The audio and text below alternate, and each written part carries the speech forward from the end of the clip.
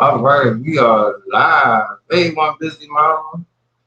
Thanks for coming here. Just setting some more stuff up. I set up my tablets for AEW live, and that picture is the best friends, Orange Cassidy and his best friend. And that picture, not that. It's an echo right there. But yeah, it's been a good day though. It's been a good day. I just gotta set this stuff up.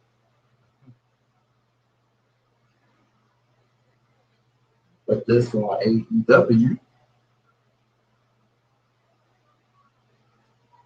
Yeah, I hope everybody having a good day. Can't wait to watch some of this great wrestling tonight. You know it's gonna be all types of crazy matches tonight, probably. Because last week's show was good. Yeah, last week's show was really, really good. Yeah. It was really, really good. So as we are loading this up,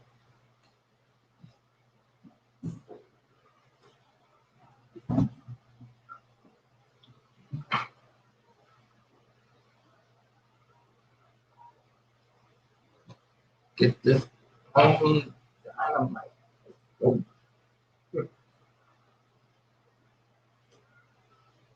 and we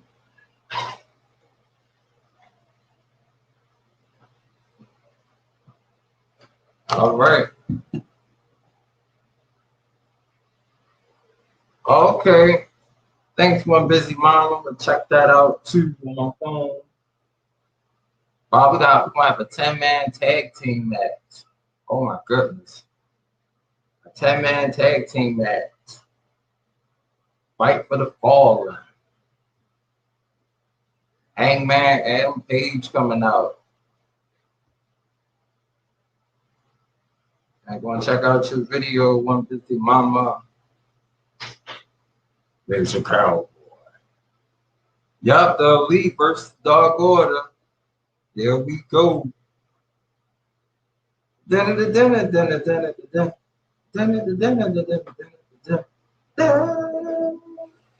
got his song. Got his song right on my phone. Hey man, hey. That cowboy on the Stricter Ranger. Walker, Texas Ranger. He gets knocked out. Gets back up on his feet. I like Hangman Page, man. He's a really cool wrestler, though. This is AEW, All Elite Wrestling. He loves his beer. He loves his fans. That's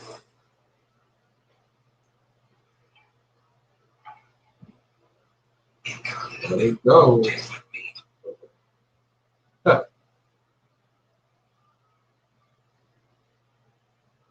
Wow, they look 10-man tag team match. Hey, Sincere, Random, on 10. We got All Elite Wrestling tonight. 10-man tag team match. Start off the show. This is going to be a great match.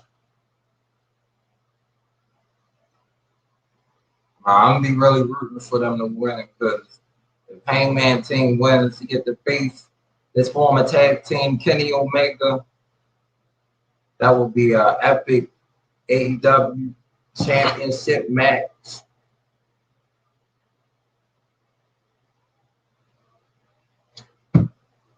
That would be good. Y'all checking out your new video, One Busy Mama.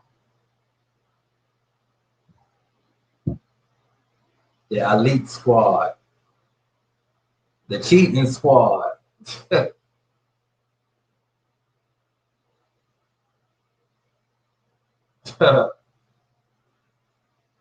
Yeah, whoever y'all have, y'all could check out each other's channels. Yep. Woo! The young cheating bucks is on. Mr. Instant Cheater, Matt Jackson.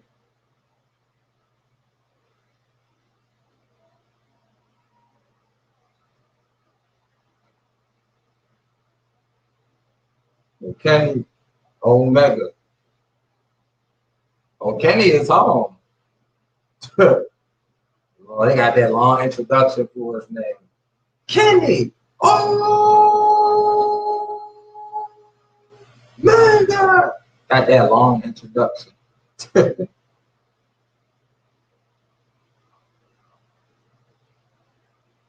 they about to play basketball.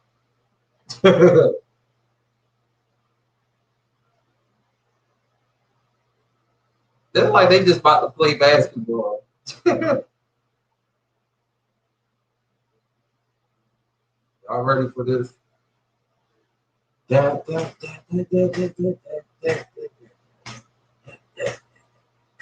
Elite Squad. Hey, Shayna's Kitchen. Y'all, thanks for coming here.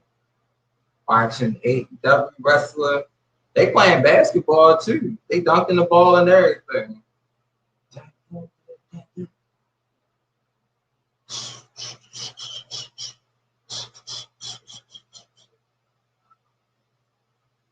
They having fun. But I know they are the heels, so they supposed to be hated, but they fun though.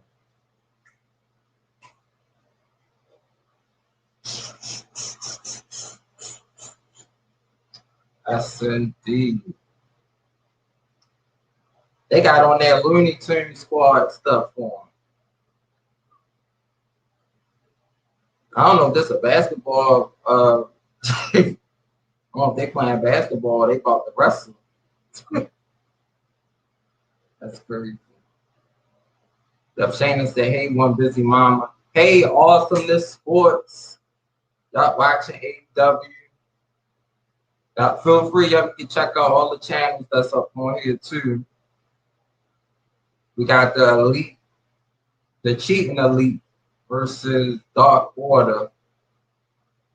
I'm really pulling for Hangman's team, Dark Order, to win.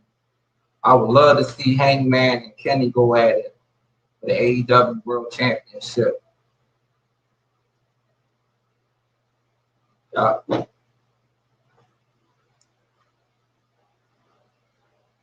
Yeah, the Elite is a cheating family. Young Bucks been champions for too long.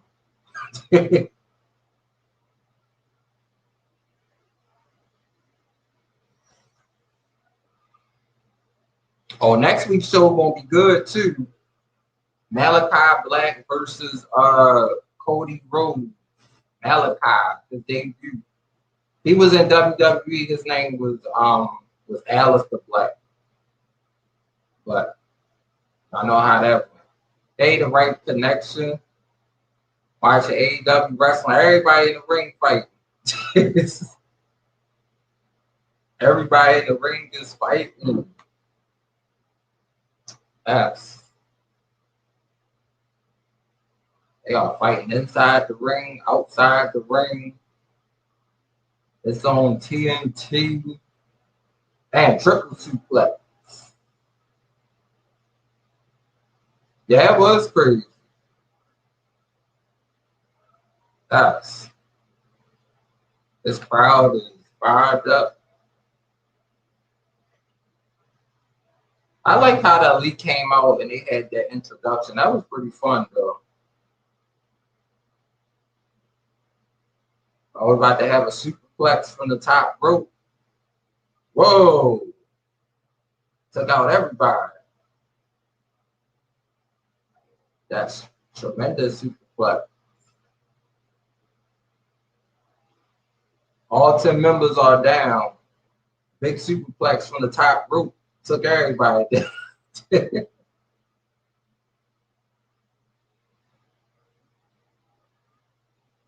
So who's some of your favorite wrestlers? Awesomeness Sports.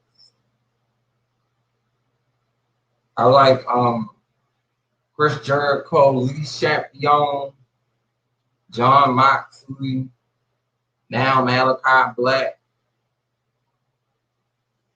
And they said CM Punk and Daniel Bryan is supposed to come to AEW. Tony Khan got a big announcement tonight. So it's going to be really interesting to see what he's going to say.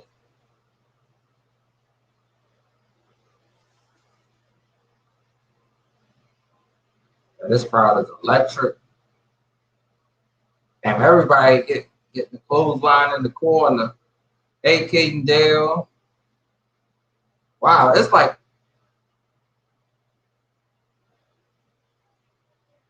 this match is just so entertaining. There's so many moves going on. Oh my God. I mean, they got the crowd involved. I mean, it's just that's how it's supposed to be. Uh-oh. Look like the Elite got the first elimination. Eliminated one member from the Dark Order. 5-on-4.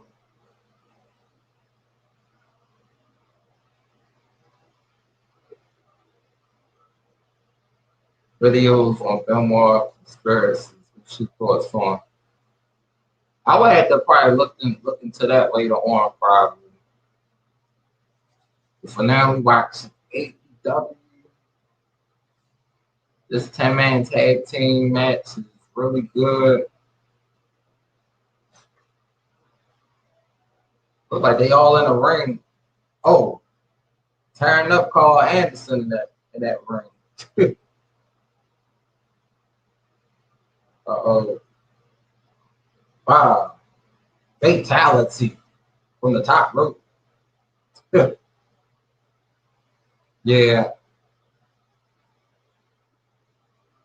I mean, I just think overall, I think Benoit had a lot of problems, though. He was going through a lot with his family. I just wish they would have got him more help before everything happened, though.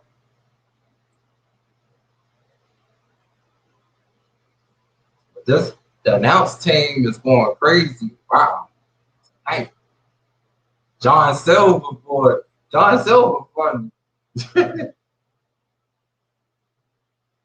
They spraying them. What's that spray tan? Wow, John Silver is strong. He felt like 4 or 5. He's short, but he's strong though. Paid the Pain Rain, Big Talents and Gaming Video. Feel free to check out each other's channels. Got some gaming channels, Awesomeness Sports, Right Connection. Feel free to check out each other.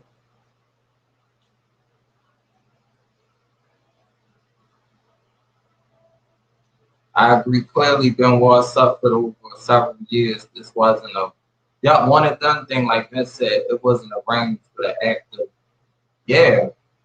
It's like Benoit, he really needed a lot of help though. And I could just tell just from some of his matches, like when he would face certain people. I mean, he always had intensity in his face, but you can just tell. Like sometimes, like that one time he had the crossface on Jericho a couple years ago. They didn't want to let go. They had about like 5, 6 referees to try to pull him off. Like the way he looked just like the Wolverine. That's why they called him the Wolverine. So if y'all ever want to like just look at some of his matches, Chris Benoit, they on YouTube. Yep, just type in Chris Benoit on YouTube. You'll see some of his matches. And he was also the inventor of the German suplex. I mean, said he was definitely one of the favorites. Yeah, me too. I really enjoyed Chris Benoit. I mean, he was the inventor of those of the suplex, like just all types of suplexes. and and shoot, one time he suplexed Kurt Angle about like 9 times, and his nose was running and everything. So, Benoit, when you got in the ring with Benoit, he really wanted the wrestle you. There wasn't no playing around. So that would have been one person. I'm like, I don't want to get in the ring with Benoit. But then his chops, his chops is just vicious. Like, I remember when he chopped John Cena. John Cena did like this. Like, he chopped Batista. Man, Batista, like, I was like, Batista was more stronger though. And of course, it was funny when he chopped Ric Flair. Y'all know Ric Flair running around the ring and stuff. But yeah, Benoit is one of my favorite wrestlers though. I know he had a lot of issues and stuff, but I always liked Benoit. They back. AEW wrestler. Wow. They're showing some amazing strength on this match. Woo! Yeah. Wow. Dark Order, they have a lot of good athletes in Dark Order. Wow. Might be another elimination.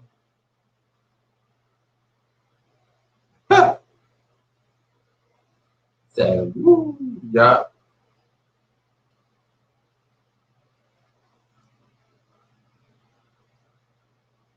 Oh, that's good. AEW is donating $1,000 to to Safe Alliance. That's good.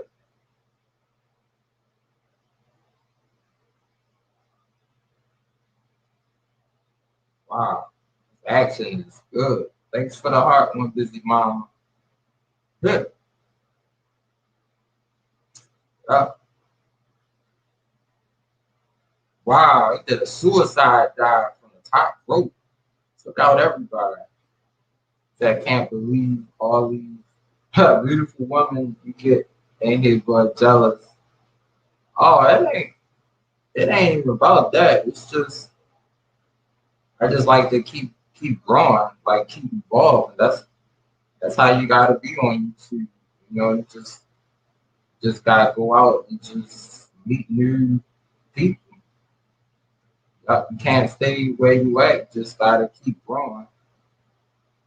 Yeah. Said Benoit was really known. Yup. Them chops on the chest. Woo! Chops be crazy. Dark Order, they going out in the audience. They going out in the audience. Wow. He jumped out in front of the oh God.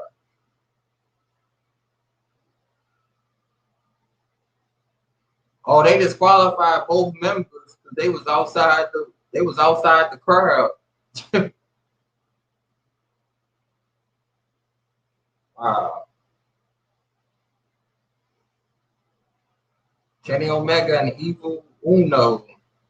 Oh, Tony Khan got a major announcement tonight. Could be that what I was talking about.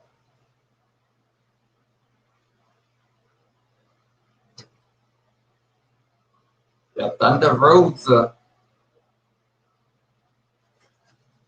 I mean, just the start of this show was just good. I mean, they getting the crowd involved.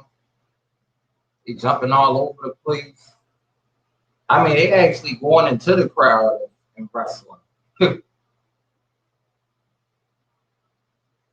is good. You got Kenny Omega, the high knee attack. Hey, PMC. Uh-oh. One winged angel. So it looks like the Elite still got more on their team than Dark Order. So like it's 5-1-2. Yeah, yup, Benoit, yup, he did look just like Dynamite Kid. Yup, he sure did. Thing is, some of his moves was like Dynamite Kid, like the flying headbutt, suplexes. I don't know about the cross. I mean, the cross feed. That's still a nice finisher. Though. That can like rip. That can like tear your shoulder. Can like damage your neck and everything. Man. Oh yeah, you could come up on the panel. Yeah. Somebody got the speaker on, so it make it sound more loud. Wow, this action is good.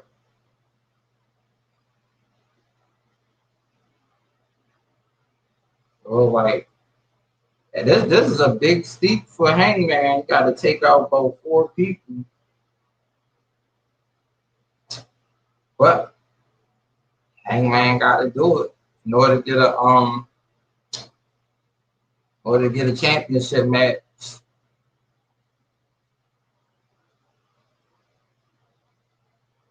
When they come back.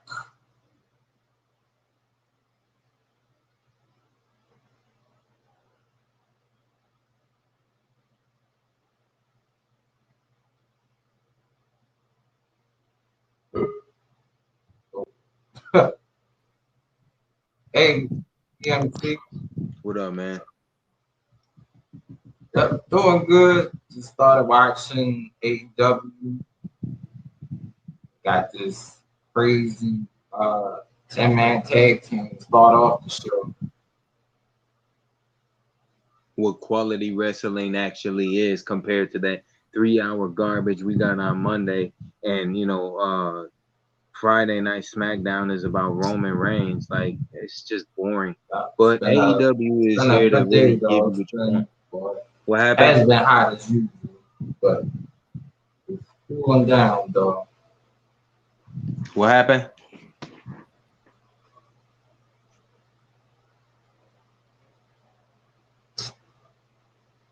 Yo, can you hear me?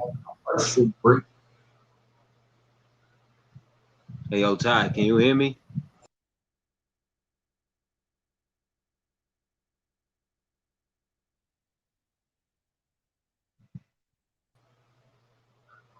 Wait, can you hear me now, PMC? Yeah, because I was like, I hope I ain't talking over you, because I was like, oh, I was saying this is quality wrestling. What we gonna get? Where Monday has 3 hours of garbage. Issues with the panel. Hey, Peter. Y'all, thanks for coming here. Can you hear me? That StreamYard is starting to mess up with the panel.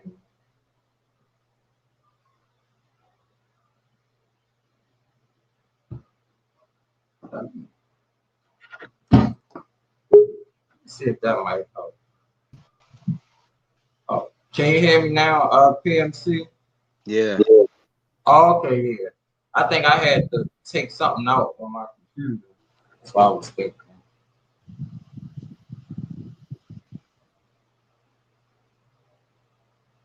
But they said Tony Khan had a big announcement tonight. So it could be Punk and Daniel Bryan. That's good, because that's gonna teach WWE a lesson why WCW is dead and why ECW is dead. Because I don't care how much of a giant WWE is. If you really, like I said before, if the fans finally just stop spending their money, cancel their WWE Network subscription, don't buy no merch, don't get no travel packages, and invest in AEW, watch how fast WWE starts to die. Yeah, that's true. Oh man, John Silver, he almost pinned one of the cheap bucks, as I call them. Man. But I mean, I remember those WrestleMania packages. They'd be like over $300. I saw one of them when they was going to Florida one year. I'm like, that's $300. That's a lot. When I was in I want you to do me a favor when you get a minute. If you ever can stop by his stream, there's this dude I'm connected to named DJ Storms, and he covers nothing but wrestling. And you know, when I was in his last stream just a couple days ago, we were talking about Mania and just like if you've been to any live WWE events, and I actually got to go to Mania 29. That was the only Mania I had actually ever attended, and it was a decent show for what it was worth. But overall, like the last decent Mania to me was 35 because WrestleMania, what was it? WrestleMania 30, 31, and 33 were decent, but I don't know. WrestleMania 27 was horrible. Oh yeah. But that was the one with John Cena and The Miz, right? Yeah. Oh yeah. Because I think that's the one. Yeah, The Miz. I think he beat Cena that WrestleMania. That was kind of shocking. Is this the channel right here, DJ Storm? Yeah. Okay. That brother is the truth because he gives you what WWE needs to hear. And it's a anger that we all kind of feel like, you know, if you've been watching, like I said about Don Tony and Kevin Castle back when they were together, they like to use this idea of, oh, if you're a real wrestling fan, you wouldn't abandon the product. But as guys that have watched WWE in the golden years, as old as they are, I'm like, how can you really appreciate what we watch today? And you a real wrestling fan. Yeah, that's true. Because you know it's a whole lot that is definitely changed from back then to now. Oh, but looks like Hangman got to take on Kenny and the Young Bucks by himself. So it's a 3-on-1. So it looks like Kenny went out like he gonna let the Young Bucks take care of him, as always. Hey, Raymond. You know what, man? I know you can't stand the Young Bucks or whatever, but I hope Drew McIntyre, if he ever goes to AEW, he do what he did to Finn to them and stomps on their hand and says, "Too sweet, damn it," and stomps on their hand. I hope he do that to them. Oh my God! If Drew came to AEW, that would be amazing. And then I was thinking like Keith Lee might come there too. Yeah, because why would WWE released Keith Lee, right? And then they brought him back. Yep, they brought him back, and I think they brought him back just to lose the people. If he gets, let's say Keith Lee, remember how I said I would like to see him as US champ? If he gets that title, let him have a good run with it. And if he don't, then he needs to go to AEW or some other place. Because, you know, everybody got this thing, well, all these guys that either get released or quit don't have to just go to AEW. And I'm like, yeah, they don't. But where else are they going to go? Like, Keith Lee could be a good fit for New Japan Pro. Yeah, that's true. And you know, it's not to say that whoever get released is coming to AEW, but it's like they just want to, you know, do something better. They want to further their career. Like they got an audience of people who was really interested in the program and stuff. It's funny how, you know, there were legal matters. I don't know if you know this, but there were actually legal matters between WWE and Impact years ago about them stealing talent. And it's funny how WWE likes to get acquisitions from their competitors. Like AEW, all those people aren't going to AEW just because they got an issue with WWE. They chose to go there. So that has nothing to do with, oh, well, we mad at WWE, so we're going to go to the villain. It is what it is. AEW is giving you wrestling quality. Yep, they sure is.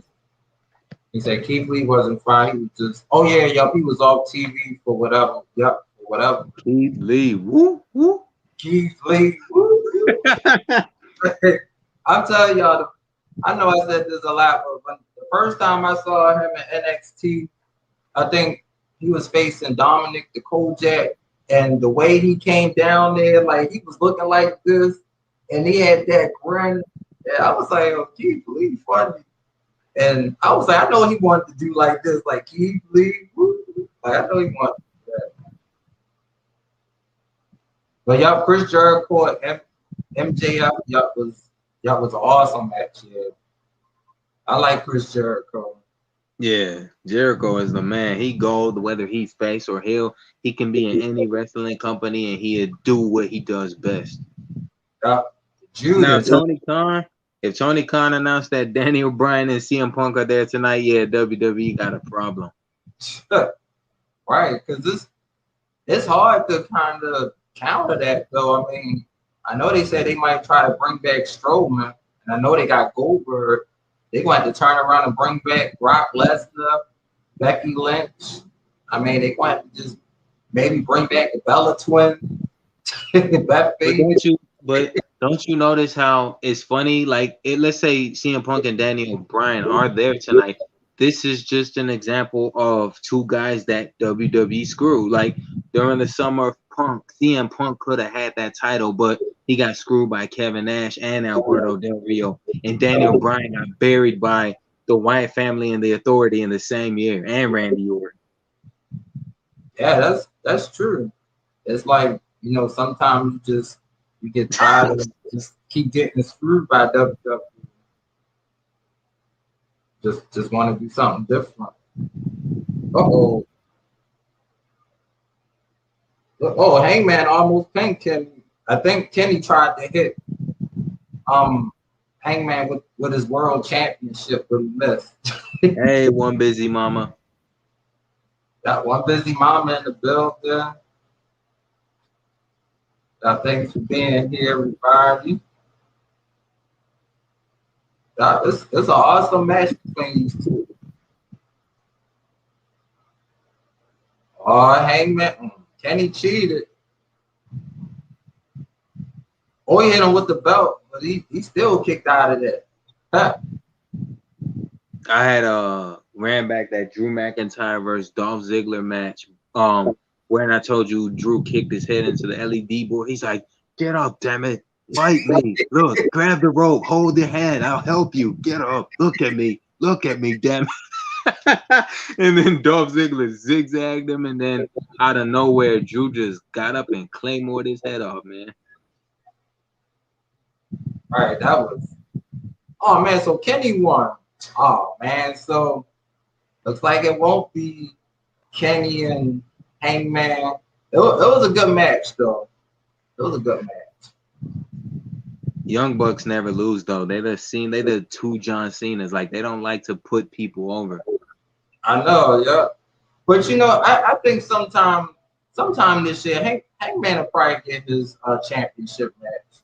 I mean, shoot, all this talent that's coming here, he'll just be in the shuffle. But it's just like, I mean, I'm just saying for them, it's won't be a lot to just keep everybody on the TV because so many new wrestlers coming. Right. Thanks for the like, Film Nation. I hope you enjoy the rest of your night. Sincere, Random. Take care, Sincere. Yeah. You know, the only thing that worries me about AEW, and I'm not an AEW mark by any standards. I like the product. I like what Tony Khan's doing. The only problem and what worries me for the future is even though they are like doing everything right for the moment, for what we could see, I wonder like if all this talent that they getting from WWE, if it may be a curse like down the road, you know what I mean? Because it's like, let's say, you know how they give you quality, but then they get so comfortable with it and it starts to work against you. Like that worries me if you're a fan of that. Yeah, that's true too. I just think if their next signing is Punk and Bryan, then I think for right now they could just, you know, kind of deal with all the talent that they have now and right. Just start building like matches, like pay-per-views, build some feuds and stuff. I mean, which I know they probably will. And you know, maybe not worry about no more talent, maybe for like months. Yeah. Cause you watch NXT UK, right? Oh no, I haven't watched it in a little while. But that dude Walter, man, that man has been champion for over 400 something days. Ain't nobody beat him yet. Man, 400. That's a long time. Wow. Yeah, he's a good champion though. I mean, he hit hard. He's a powerhouse for real. I mean, if they ever bring him, well, if they ever bring him to Raw or SmackDown, he should definitely be in championship contender spot. Yeah, because he's more believable than Karrion Kross. I think that Walter would be a really good fit for SmackDown at least. Because you know one thing, SmackDown, well, not now because of Roman, but if once Roman loses the title and whether he's heel or face and he's out of the picture for a while, I would like to see Walter go to SmackDown and take that Universal title. Oh yeah, because see, I think sometimes, I mean, I know Roman is good, but like when he fought Strowman, like Strowman kind of got that overpower strength, so that's something that Roman would have to adjust to. And you know, with Walter, he's overly powerful, and you know, unless they might try to have a not young bucks, the Usos, they might have the Usos try to jump him, but shoot, he'll probably just push them out the way and just go straight to Roman. Right. And let Roman tell Walter, you will acknowledge me. Only for Walter to chop his damn chest up like pork chops, man. Man, his chops, Lord, his hand like a big old frying pan. Remember how Big Show chopped Wade Barrett in the Elimination Chamber and he had them bruises on his chest? Right, yeah. And I remember Daniel Bryan had the same ones too. And I was like, damn man, his whole chest was just red and up, like his neck was a little red too. Like, man. Don't get me wrong, I like the chop, but everybody is channeling their inner Ric Flair. Woo! Right. Yes, Offset. Her. It's right. It looked like they got Johnny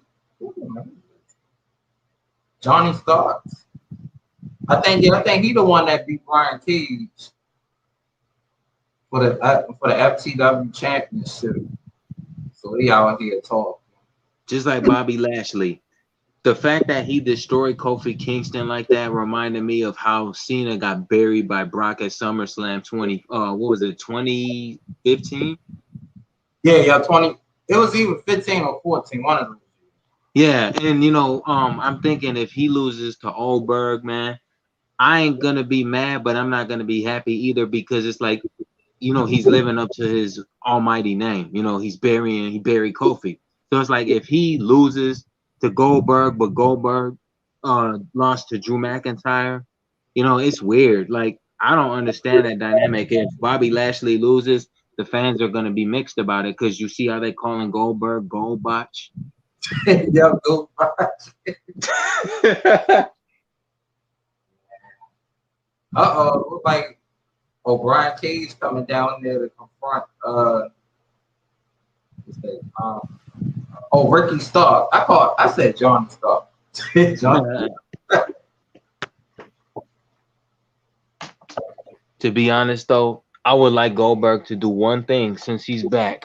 You know, go to SmackDown and spear the hell out of Paul Heyman because I'm tired of seeing Paul Heyman. Let Roman be exposed because the only thing he's good for saying when he looks straight into the camera is Chicago. You will acknowledge it. Man, that would be so. I be like, man, I know. I mean, I'm pretty sure I know CM Punk will come to AEW, but my wish was like if CM Punk came to SmackDown and just confronted Roman and did one of his famous pipe bombs on him, like that would have been. Well, he did, and I know he did on podcast, like he talked about Roman, and it's good because I'd rather see Punk back in AEW rather, just because if you're a strong CM Punk fan, he's gonna get what he should have gotten WWE, and he'll be happy in AEW, I think. Yeah, yeah. I think he'll be happy. It's happy in AEW because it's a whole lot of talent, and then it's like he could face Malachi, he could face Hangman. I mean, of course, him and Daniel Bryan probably gonna have a lot of good matches. Uh, Christian Cage, Matt Hardy.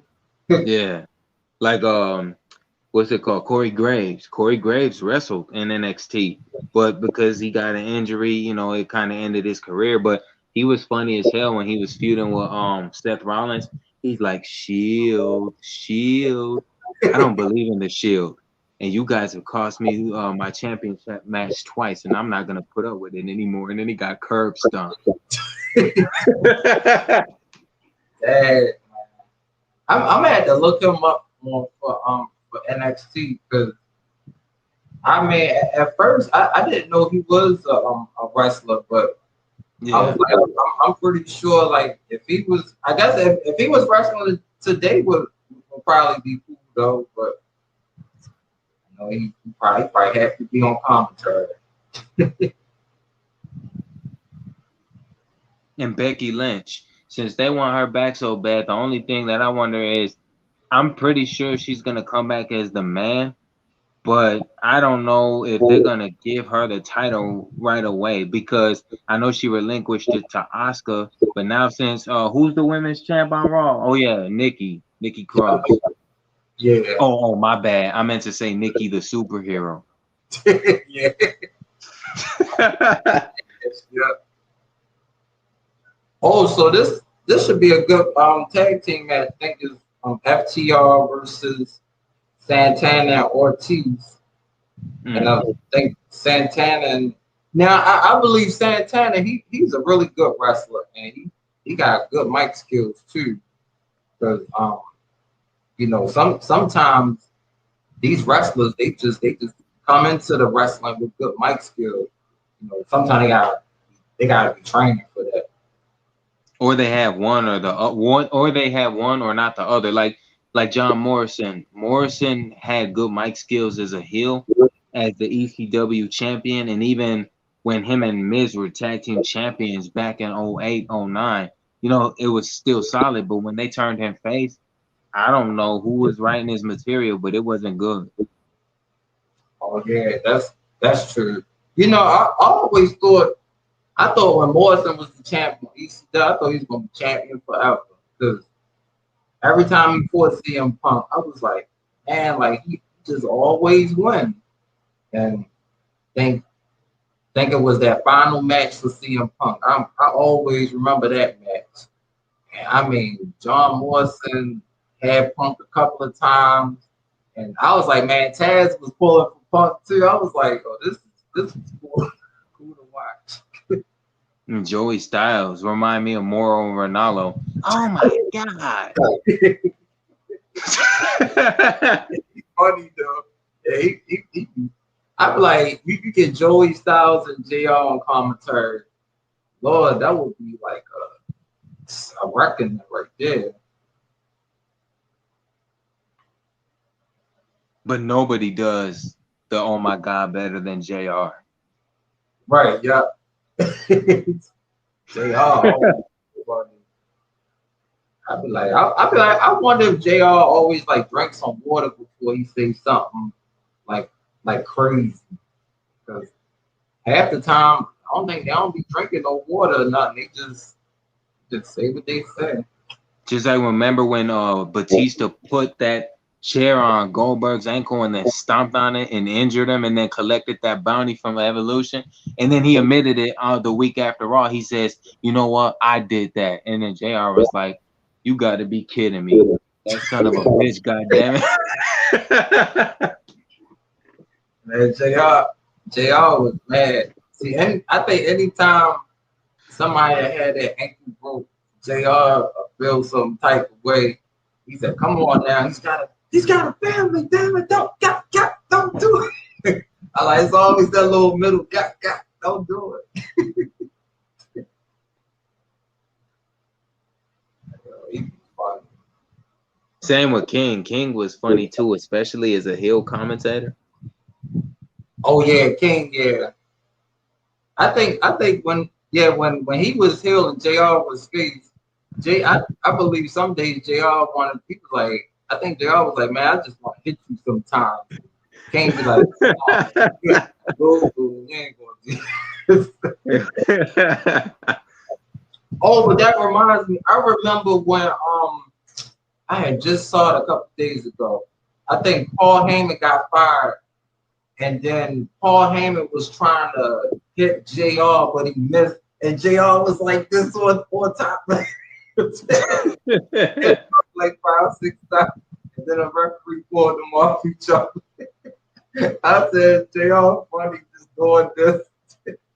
I mean, even JR, if you remember when Jack Swagger was Michael Cole's trainer and they had that Extreme Rules match, but the night on Raw before that, Michael Cole put JR in an ankle lock and JR's tapping out saying, "Good God Almighty." I'm like, that was funny.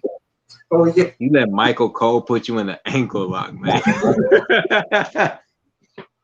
Oh, God, that was funny, though. I think, yeah, Michael Cole and the King, they had a match at WrestleMania. And I think Stone Cold was the special referee. Yeah, Michael Cole put that ankle. I was like, you gonna tap out the Michael Cole?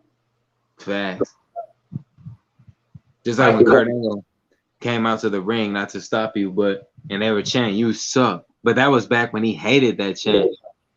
And he says, "I'm gonna go back out behind that entrance, and if you people don't give me the damn respect I reserve, I'm not coming back out here, stupid fans." Kurt was funny, man. I think it was that one time he when the crowd was saying you suck, and he went back. He was like, I'm gonna try this again. Like, I was like, they gonna say the same thing. Yeah, because he was like, we're gonna do this over and over until you stupid people get it right. And he came out there talking about, oh, I left my house, I left my wife and my baby girl at home to come here for you people. And then King is like to Coach, do you think he sucks? He said, no, I don't think he sucks. But Joey Styles like, well, he does suck. I'm like, no, he don't, man. Joey was funny though. Joey, he was really funny. But you know, him and I think the teams I like, it was when it was Taz and Michael Cole, like, and I think when Eddie Guerrero was going through that stuff with Ray, like, yeah, man, they was really showing some emotion. Because Taz was like, man, I can't stand that damn Eddie Guerrero. He's gonna win again. He's gonna climb that ladder. He gonna win. And boy, I think Michael Cole loved Rey Mysterio. Yeah. I think after a while, sometimes the commentaries they get kind of close to certain wrestlers too. Yeah, that's true. Because Taz is really good friends with John Cena, you know, behind the scenes. Oh, okay. Oh, that's cool. And he used to praise John Morrison a lot. I remember when Miz and Morrison came out, and he was like, "Hey, Michael Cole. Hey, Cole, you never been called the shaman of sexy, have you?" And Michael Cole said, "Well, girls usually don't talk to me." That's tough, man. They couldn't pay me to say that. Yeah, Michael Cole, wonderful. It's boss time. Every time Sasha Banks come out, vintage one, RKO. I'd be like, oh, he was so funny. Look like AEW was I had to look at it on my phone.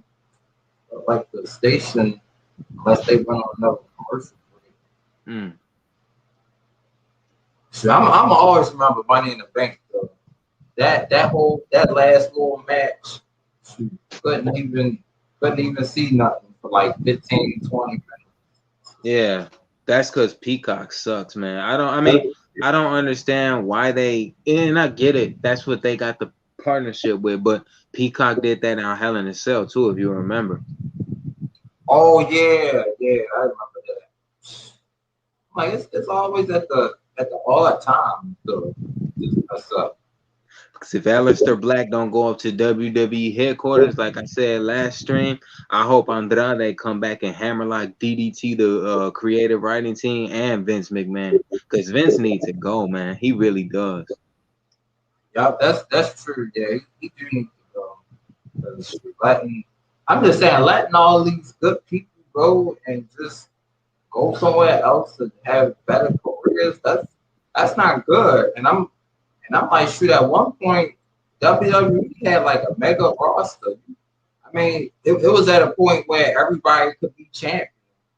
Like, it wasn't always just the same people. Yeah, man. And I mean, for years, we've had to deal with characters that nobody was a fan of, even if we agree to disagree, like Vicky Guerrero. I mean, I'm glad she gone. Excuse me. I said, excuse me. Like, I don't want to hear that. And I understand she was married to Eddie, rest in peace.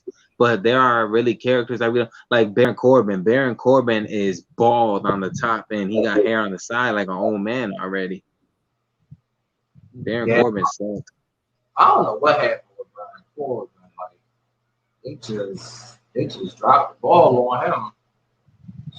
Going from winning that briefcase to catering, then I think him, Lashley, and Drew had a group, and I thought that was pretty cool. I was like, that's probably the only group that could really stand up to the Shield. I mean, they should have kind of kept that going a little longer.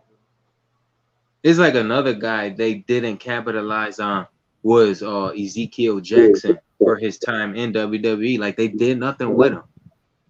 No, I was like, man, that guy had muscles, and I know he was with Wade Barrett in the core. I was like, if really they could have let him win the Royal Rumble, and then that would have been like a real big surprise. Like Nexus could have been something good. I mean, if they would have got rid of Michael Tarver and Ryback, because I never was a fan of Ryback. It's Skip Sheffield even, and I know they were mentored by pros, but some guys stood out and others didn't. Like Justin Gabriel, Daniel Bryan, and Wade Barrett. Those were the three that I paid attention to. Like the rest of them, forget it. Yeah, that's true. Because it's like every year it's like in WWE. I would say like maybe like 2009, 2010. That's when it felt like they really had a lot of good wrestlers there. But it just felt like back then he was still going with the company guy. Right. Cena was still around, so occasionally Cena would face different people, but he always won.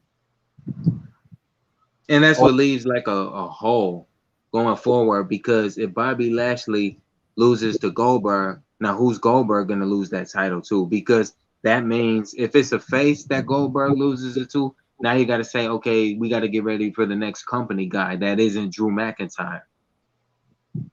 Right. What up, OG? Hey, OG, yup. Thanks for coming here. Thanks everybody for being here. So it looks like AEW had some issues going on, but it came back on. Looked like FTR beat Santana and Ortiz. Oh, looks like one of them. Oh, that's why. Oh, one of the members from FTR, I think he hurt his wrist and he was bleeding. Maybe that's why they didn't want to. Man, them injuries be nasty though. Yeah. Look like he hurt like the side of his wrist though. Remember at the start of every WWE DVD how they show the injuries? Like Rey Mysterio said he had surgery on his left knee 5 times. I know that's a lot. And like the wrestler Britt Baker, like she had her nose broke from Nyla Rose, and she was out of action for like a couple of weeks. But I'm like, man, that's a tough injury. It's just like in the finals with like Devin Booker, like he had his nose broke, but he was still playing. And I was like, that's got to be hot having that mask on your face and running up and down the court. But I think when Chavo and Rey Mysterio had I think it was a Falls Count Anywhere match back on SmackDown, and Chavo hit Rey's knee with that steel chair. That sounded like a gunshot, and Rey was screaming like literal pain, like stop! All right, I quit. I give up, man. That looked like it hurt. Right, that was a crazy moment right there. Hey, Shania, yep, thanks for coming here. Y'all got Shania, y'all should definitely check out her channel. She's got a great channel. But yeah, I think Ray did that on Chavo too, and he was doing the same thing. It's like they both was crying. It's like that's a lot of pain, man. I can't imagine that. Like steel chair to your bone, like it's just going to send shivers everywhere, and it's just a lot of pain. Facts. And like another one was when Kurt Angle, he actually broke Randy Orton's ankle from the ankle lock, and Kurt he didn't let go of that move, and once he let it go, like Orton they had to just rush him to the hospital and everything. So you think Crawford gonna win? Oh, who's Crawford?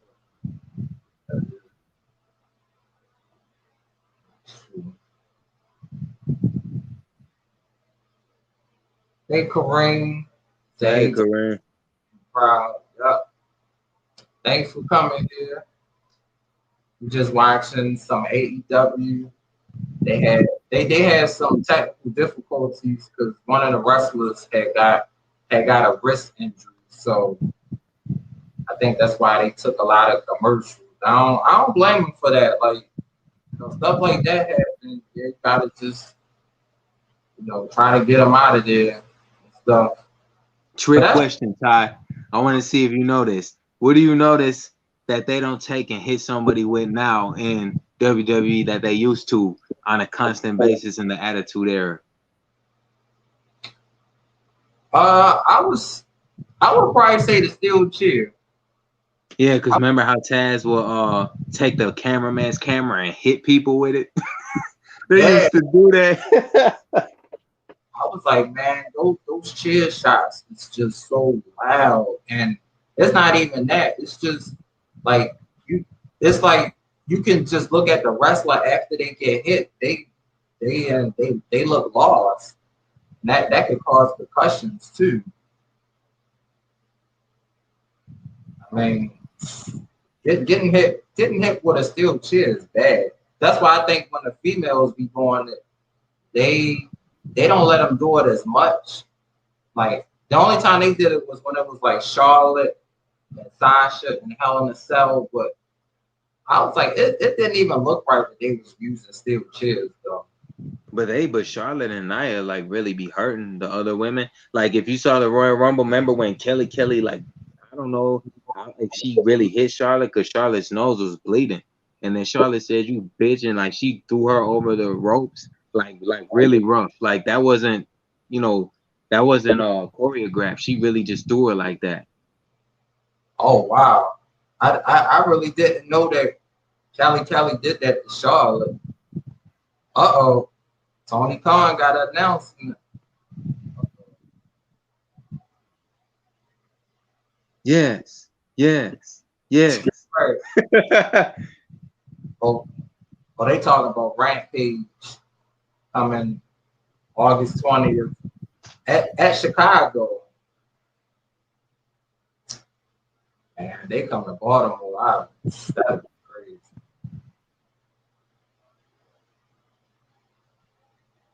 That's cool, but he better announce CM Punk because if he don't, I hope CM Punk come out there from the crowd and give him a go to sleep. I know, right? The crowd was just chanting CM Punk when he made that announcement.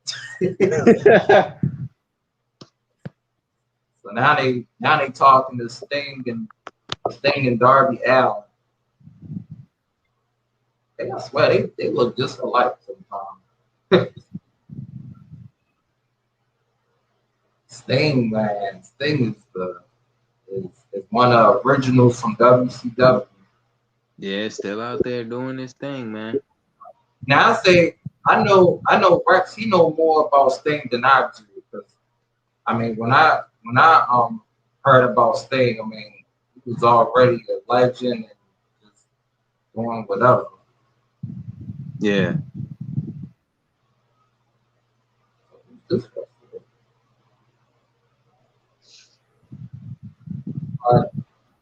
Hakulo must be a new wrestler.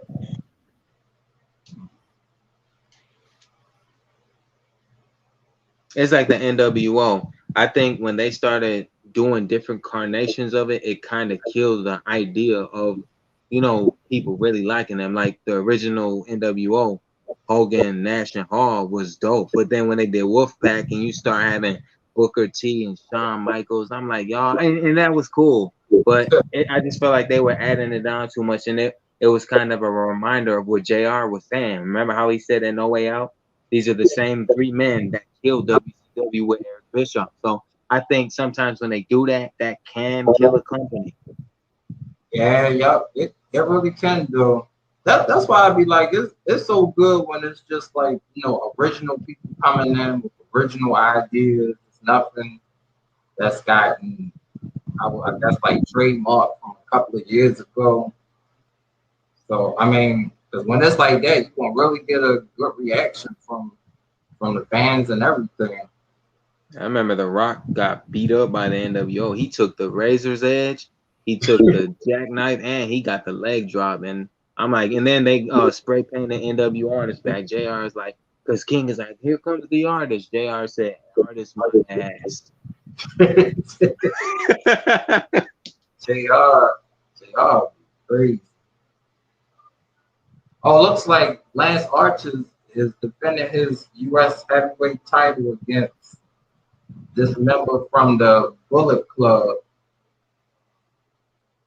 Wow. Lance Archer is dope though. I liked him in ECW as Vance Archer, and I feel like they really didn't do nothing with him. But then they put him with that bum Kurt Hawkins on SmackDown. I think that's the wrestler name. I put it in the chat. I think that's his name. I couldn't pronounce it. I think that's the guy who speaks. Because I think on his shirt it said Bullet Club. Hey Kello, just like Jinder Mahal, he's got these two new guys with him. What's their names? I forgot their names. They just two steroided up Bollywood boys. That's all. Yeah, basically. But this guy that Lance Archer fighting, they fought like the same size and everything. It should be a good match though. So this guy you put in the chat, his name, you said he had a Bullet Club shirt on? Yeah. He looked like he looked like a Samoa though. Could be related to Roman and the Uso. But I know it's a lot of Samoan wrestlers out there too. Yeah, Uso's cold, but they promos like kind of wearing thin. They kind of say the same thing even in backstage interviews. Hey, Us, you're gonna go out there and do this thing, Us. Right. Uso in the house, Jay. Right, like Us, we about to play Tekken 7, Us. All right, Us, let me get something to eat, Us. Man. I'd be like, it'd be so funny, like they playing Tekken and then Roman come up in there and be like, acknowledge me. What if Roman turns on Paul Heyman though? Remember how Seth Rollins got to a point with the Authority where he's like, I don't need nobody's help, even though he kept asking them for it. Like Roman just turned on Paul Heyman, like, I don't need you, and stays heel. And then Brock Lesnar come back F5. He would say, you will acknowledge me, and then he turned around to an F5. I can hear Brock be like, Brock could probably be like, I'm not acknowledging Jack, or he'll say something. Because I know Brock could say something like that. But, and I'm F5, man. I'm F5's crazy. Yeah, just like R-Truth. Please don't take me to Suplex City. Like, don't take me to Suplex City. I'll be like, oh, I have to go there. Bo Dallas sure learned this lesson. Facts. I was like, man, even I watched that so many times, but I'm just like how do they? I just wonder his reaction to him knowing he had to say that to Lesnar. Like, was he like, I don't know about this, or was it probably one of, let's just get it over with.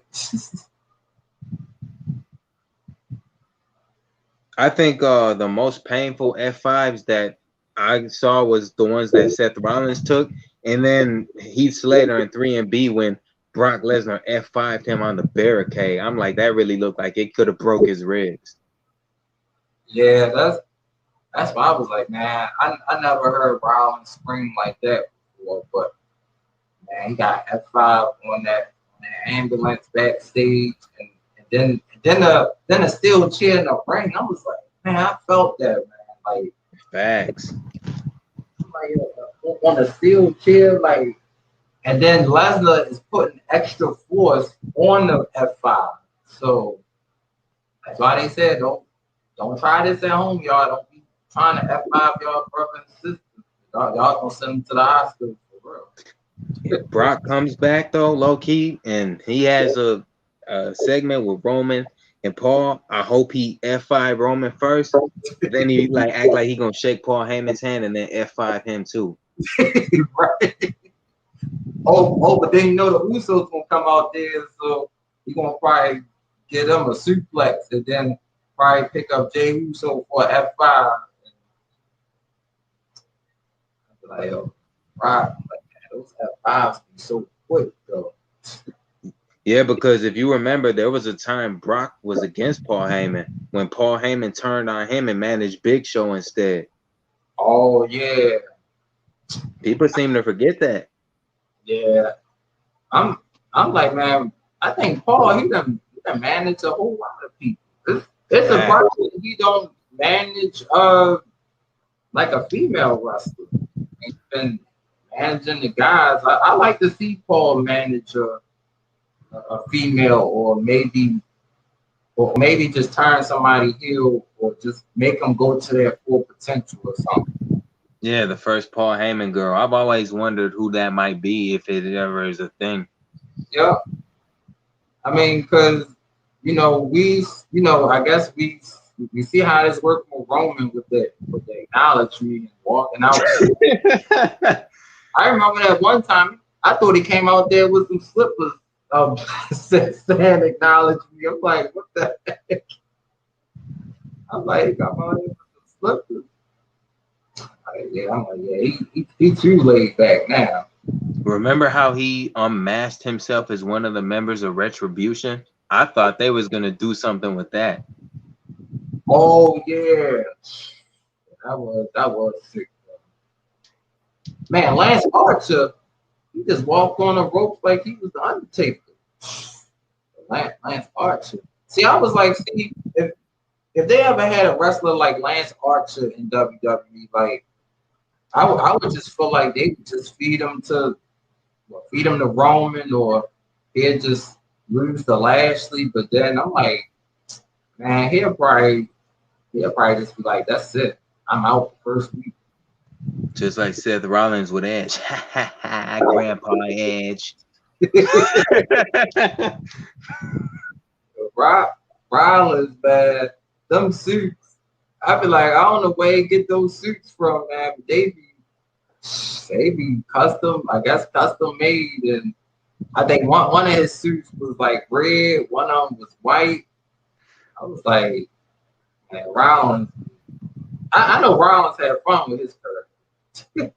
Yeah, he remind me of Joker from Suicide Squad with that laugh. Oh yeah, yeah. I like yo, this laugh just be crazy. Like Lance Archer might win this match too. Like Yeah, Edge. What happens if he beats Rollins? Where where does he go after that? Does he go to AEW? Because there's gonna be nothing left for him to do, especially since he's done with Roman.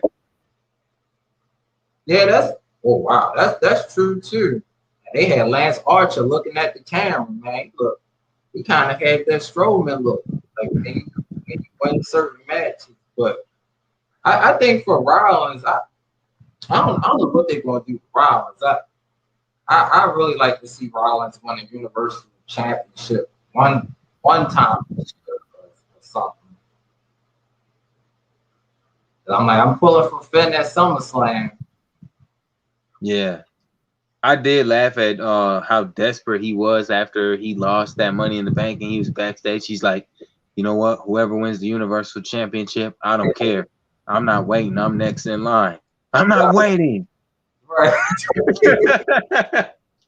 I'm not waiting. Oh, look, they got Malachi Black and Cody fighting backstage.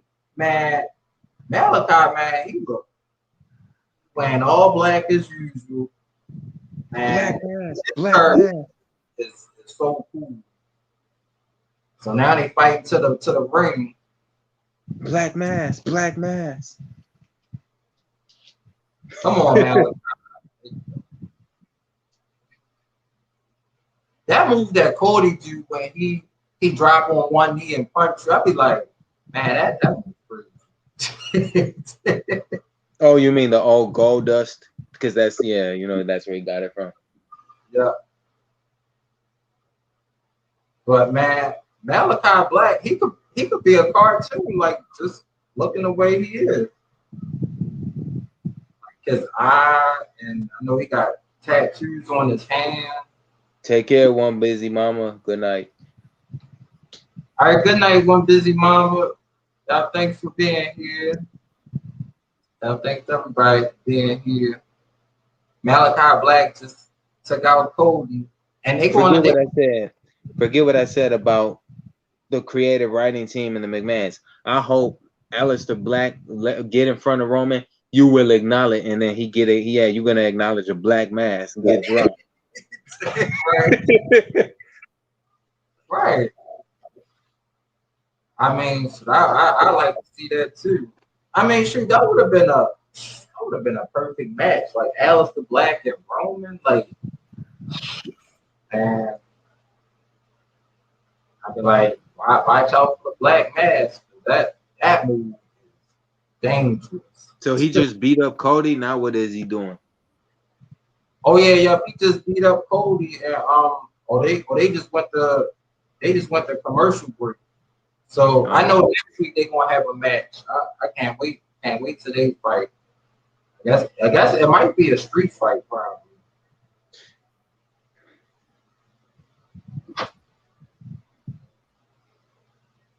Yeah, thanks One Busy Mama for sharing me out. I did like Cody Rhodes' finisher though, the crossroads. I remember when he did it to Kofi Kingston on a ladder, but then he hit his own head. I'm like, what the hell are you doing, man? And King was like, oh my God, did you just see his head hit that ladder? I think one of the funniest persons gotta be Devon Dudley, because whenever he get a move done to him on the ladder, his legs start shaking, and I'll be like, yo, that'd be crazy. And yeah. Referees be checking on him. I'd be like, man, it's first is Devon, and then it's Bubba Ray. Like, Bubba Ray be selling like crazy. Testify. Right. Hey, Quirky. Yup, thanks for coming here. That was funny. Testify. That was funny. Yeah. Remember how what you saying? My bad. Oh, I was just about to say I think that's where Batista came from, Devon, right? Yeah, he was I think he was called the Deacon before, right? Yeah. man, I was like, that Batista, I was like, see, this is what they should have done. They should have had that Batista versus the Undertaker back then. That would have probably been an even insane match because that's when Undertaker was coming down with the motorcycle, and that would have been a crazy match. Which carnation of Taker was your favorite though? Because you got to remember, you know, you had the Dead Man, you had the Ministry of Darkness, the Corporate Ministry, then you had the American Badass, which you just mentioned, and then he went back to the Dead Man years later. I like the Ministry of Darkness Taker because he just looked like somebody that you just didn't want to mess with. Like if you saw him even on TV, just going to the ring and he would look at the camera and his eyes would go back up. Yeah. I'm like, I ain't wrestling him. Like, oh. That's the stuff. Oh, which one was your favorite? I thought I like the American Badass and I like Big Evil too. But on switching gears, remember how Kane and Edge had that feud in 2010 and they brought back Paul Bearer and then Edge had him in a wheelchair and then Kane is like, Edge is like, I'll give you back your dad if you ask, please. And Kane is like, please, can I have my father back? Edge is like, whoa, dude, not with that attitude. Oh my God, that was, I think Paul Bear, he was like, Kane. Yo, you sound just like him, man. Rest in peace to the dude, though. Yeah. That'd be so funny. I just remember that so much. Hey, good morning, Yan Taylor. Yeah, we just talked about some good old wrestling. Oh, it come Big Money Matt Hardy coming out with or Hardy Family Office. Well, that's what it's. They got a new name, Hardy Family Office. And Triple H, back when he went by Hunter Hearst Helmsley and he had fought the Undertaker, he's like, as far as the Undertaker goes, Taker, I'm gonna be kicking your dead ass all around this building. Oh man, I really like when Undertaker came in the ring with Triple H, and he was like, you know, one day this gonna be your yard, but right now this my yard, and you trespassed. I was like, oh shit. Yeah. I was like, they was so. It's like they was on each other's level. But Dean Ambrose, though, is funny. He's like, yeah, you know, you may be a legend of some. And Seth Rollins is like, but there even comes a time for legends to get pushed aside, and your time is up. That's why Dean Ambrose is like, he's like, yeah, you may be undefeated at WrestleMania, but the Shield is undefeated, period. Right. Man, Shield was always my favorite. Look like Jungle Boy coming out with Luchasaurus, I guess the face Matt Hardy. Man, Jungle Boy, he get that type of he get that type of reaction to, like, if he ever become champion, it's gonna blow up everywhere. Yeah. Woke and Matt Hardy's laugh is funny though.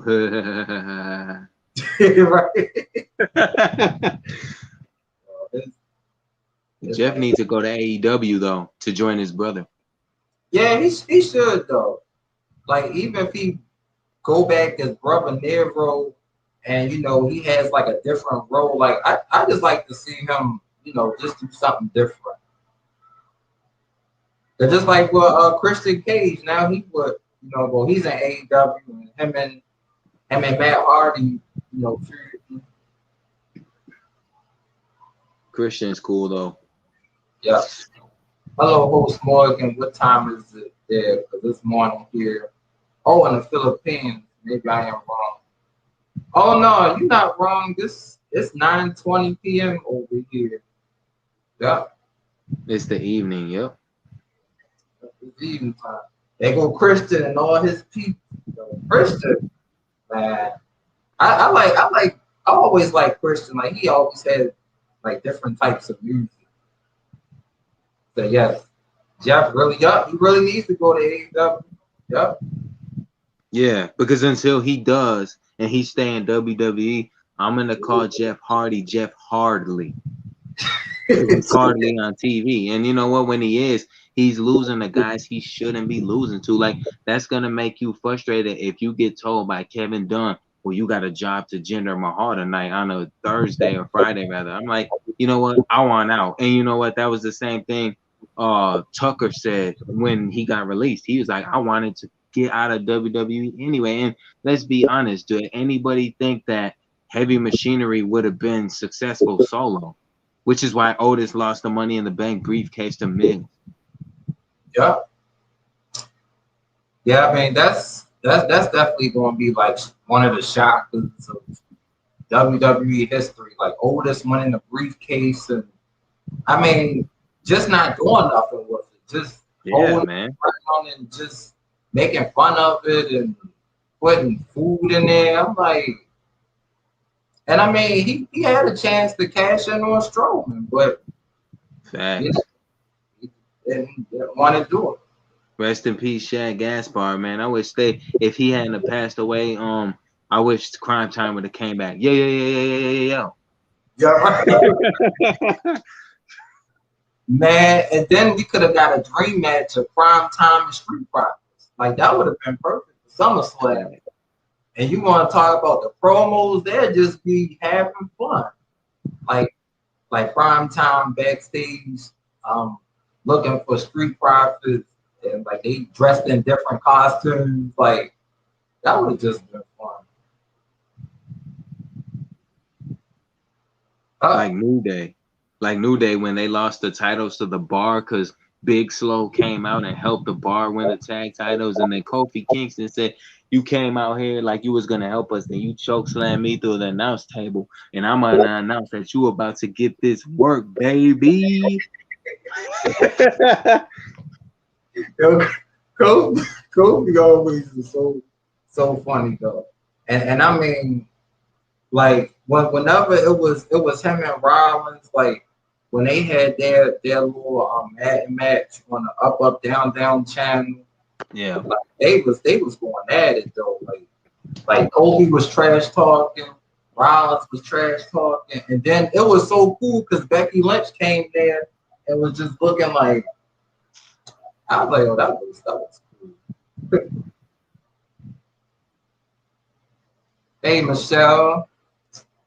Michelle is in the air. But look like Christian Cage, I think he chased Matt Hardy to the back.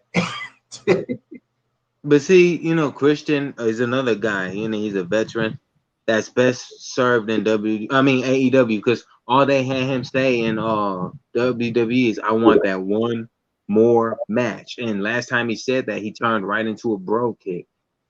Yeah, and then I remember Randy Orton just like punt him in the head, and then he was out for a long time. I'm like, that ain't good. Facts. Yep. Hello, Michelle. Michelle in the house. Man, but Luchasaurus, he's another good wrestler too. Like, he can choke slam people. He be diving over the top ropes. Like, I would.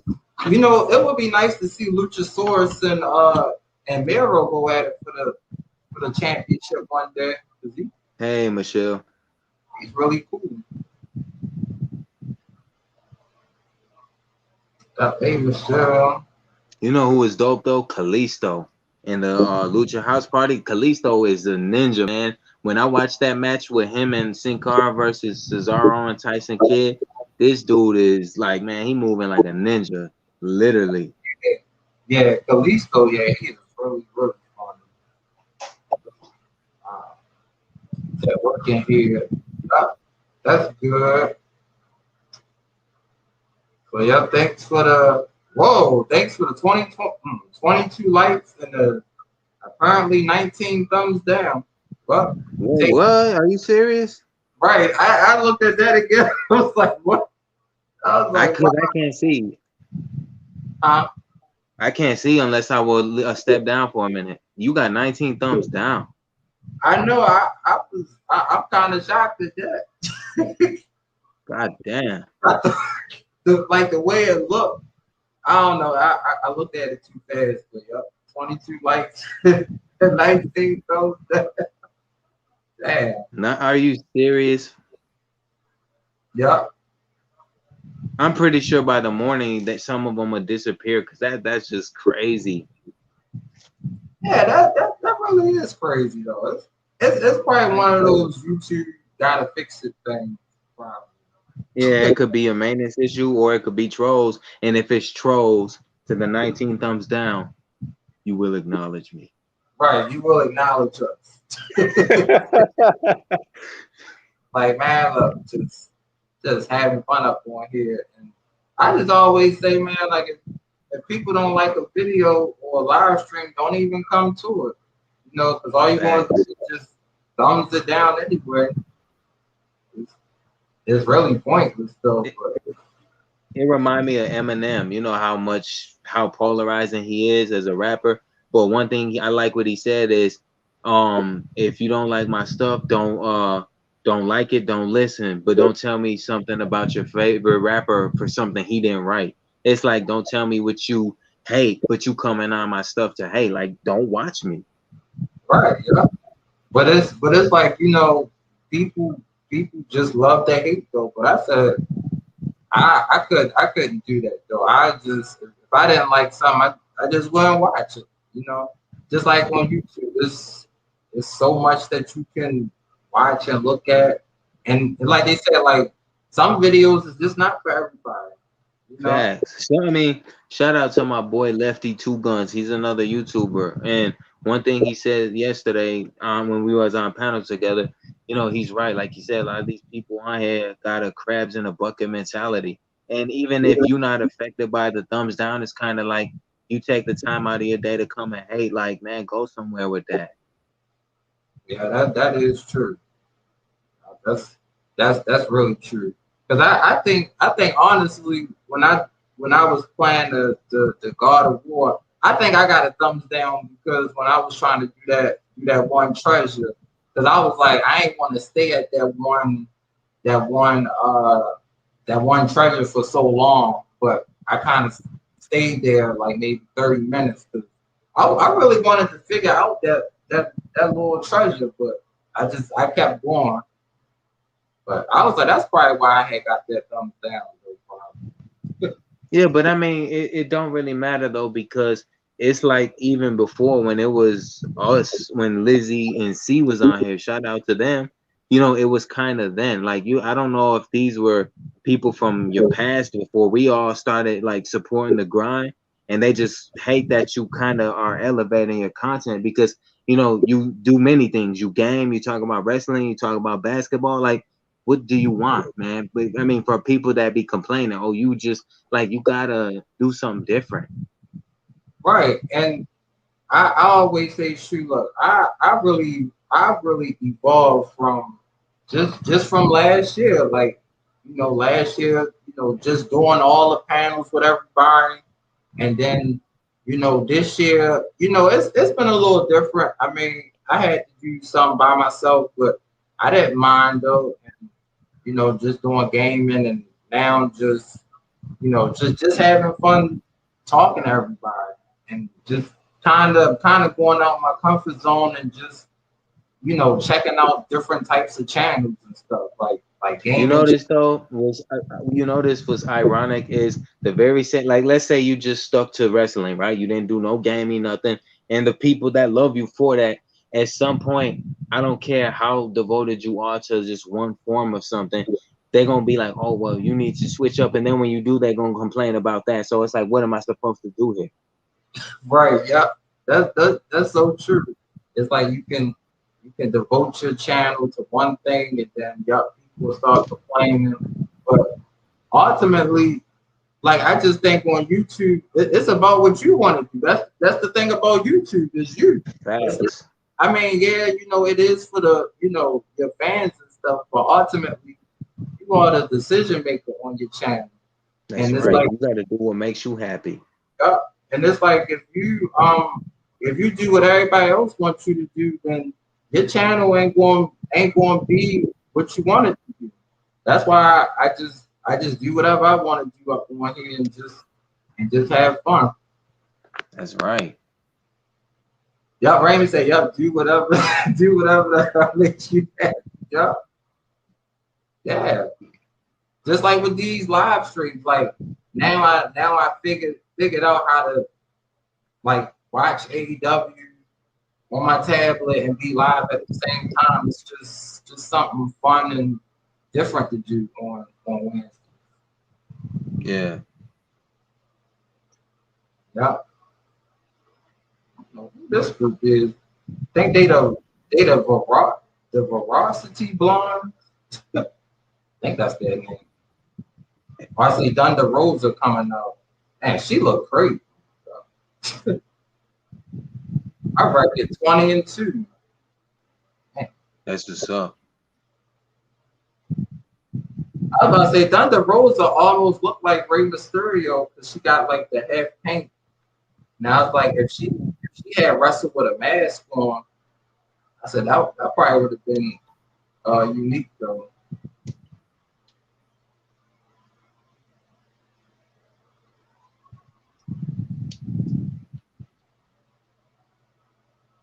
But I know one thing: they really need to take Eva Marie off of TV. Like. Yeah, but that was a decision I believe solely made by Vince because Vince likes no talent hacks, and that's what Eva Marie is. Because I remember when she wasn't wrestling, and she kind of was temporary ring announcer. First of all, Jinder Mahal sucks anyway, but she called him Ginger, like Ginger, the food, Ginger Mahal, when she was announcing into the ring. So I'm like, you suck as a wrestler and you suck as an announce lady. So yeah, Eva Marie is just another plastic body and a pretty face. No disrespect, but it's like you brought her back for nothing. And now I don't know what the deal is with her and Piper Niven, but Piper Niven was best reserved in NXT UK where she was utilized properly. But WWE just gotta mess everything up, man. I know, cause I'm like, look, they bring Walter back. You cannot make him job to anybody because then it would be silly. Like I'm just saying, you can't make Ricochet beat Walter. Like that would be insane. Like Walter would just be doing some crazy stuff and just running into poles, and then he just roll him in a victory. And like another thing, they need to stop doing those roll up victory stuff. Like Facts. I'm like, man, this been. I remember it was like 2 weeks in a row. Nikki rolled up Shayna to be champion. I mean, to just to pin her. I'm like, how you? Like that's hard. But the only thing that's really weird about the indie factor in WWE is tell me how a guy like KO, and I like KO, you know, he's had his titles, he's had successes, but Ricochet hasn't, and they're both from the indies. Like Ricochet is 20 times the wrestler KO is, and not because he can do acrobatics and everything else, but Ricochet has not had a title. That's criminal. You know what? The man is too talented to be a filler guy that's jobbing every day, but even jobbers themselves. Yeah, that's why I'm like, man, like Ricochet. I think they need to look at when he fought AJ because when AJ and Ricochet had their matches, that's how you knew Ricochet could just be in the ring with like other wrestlers too. But I guess maybe they just looked at his size and was probably like, well, he really can't beat like certain Yeah, people. man, but I'm saying though, look at before he came to WWE. Where was he at? Lucha Underground is Prince Puma. Man, he had a long title run over there, and then they brought him to WWE and NXT. He was the North American champion, and that's all good. But Ricochet is a perfect example of when you go to the main roster, your career dies. Yup, that's so true. and I knew that's why a lot of people were saying they don't know what's going to happen if, say, like Adam Cole, Kyle O'Reilly, like come to the WWE, because they don't know if they can keep keep their gimmicks and the stuff that they doing, like, and it's true. Shoot, I mean, because Adam Cole already got different music. They mess around and change Adam Cole music just to probably just saying Adam Cole, and he won't even have no music. You just say that one time. Yeah, I mean Ricochet though, it's really sad though to see how this man they don't even let him do the 640 no more. And I understand, okay, that's for you protecting the safety. I get it because you don't want to see somebody get hurt. But like you know what, after the whole teaming with Aleister Black faded out, both of those men had nothing going for him. Aleister Black did some random promos and vignettes on SmackDown, and he only wrestled Cesaro at Extreme Rules and on SmackDown and really did nothing after that until they released him. And now Ricochet is constantly jobbing, and it's 2021, man. I know he really should not be jobbing to nobody. You know, like I mean that's why I was like, man, Ricochet. If anything, look, just add him to the United States Championship match. You got Damian Priest, you got Sheamus, and you got Ricochet. I mean, it would at least been something decent. I mean, because even if it was one of those, Ricochet not gonna win, but they just wanna let him fly around and do like different things. It's like Matt Riddle. Matt Riddle is a UFC hybrid version of Zack Ryder, bro. But let's be honest, he gets a title before Ricochet because I mean, Ricochet again, you know, his mic skills aren't the greatest, but if you believed in him enough to be a North American champ, why can't he be at least a mid Carter? Because if you compare him and Kofi Kingston, wasn't Kofi Kingston Ricochet years ago before he became WWE champion? Yep. Yeah, he was. Yep. Just y'all just jumping around and just doing all types of high flying moves. And then at one point, him and CM Punk was the tag team champ. Yeah, that's right. I forgot. Yep. And I mean, they had a good little run with those titles. It was really cool to see that too. I was like, wow, this is a really good pairing. You know, unlike when they did with Rollins and Strowman, I was like, see, when they do stuff like that, it was just like they just putting enemies together as champions and then trying something different. Yeah, you brought that up, and again, Bobby Roode and Dolph Ziggler are not a traditional tag team. First of all, I'm gonna get on both of them right now. Bobby Roode is a low budget Rick Rude, as far as the way he looks, and I mean, I liked him in Beer Money and TNA. I did like Robert Roode as a wrestler, but I mean, to be honest, they're not doing nothing with him. There's nothing glorious about his timeline in WWE at all, except in NXT. As far as Dolph hasn't been hot since Drew McIntyre turned on him, and even beforehand, he wasn't doing nothing anyway. His theme song likes to say he's here to show the world what that you jobbing, because that's what he's good at. So when Goldberg speared him at SummerSlam, that's the only thing I can give credit to Goldberg for doing. Like, thank you for spearing him. I wish you would have speared him out of the WWE. Right. That's so true. And I think for Robert, well, damn, Bobby Roode, well, when one of them fought Drew McIntyre on NXT, I was like, man, this a pretty good match. I'm like, why don't they just let him face Drew? Like, if it wasn't Dolph Ziggler, it could have been Robert Roode and Drew. That would have been like a NXT match. That probably could have been a good match, probably. Look how they did Austin Aries when he was in WWE, and he kept jobbing in Neville, but he could beat everybody else, and he couldn't be the cruiserweight champion. Only for Neville to lose the title to a guy like Enzo Amore. Come on, man! Like WWE, and don't get me wrong, Enzo and Cass, they were entertaining, they were funny, but Enzo beating Neville is a joke because Neville is twice the wrestler Enzo ever will be, and that's just a fact. Yeah, I think that was probably like his. Oh, wait a minute, they got John Moxley talking. Moxley taking the drink. To Mister Da Da Da.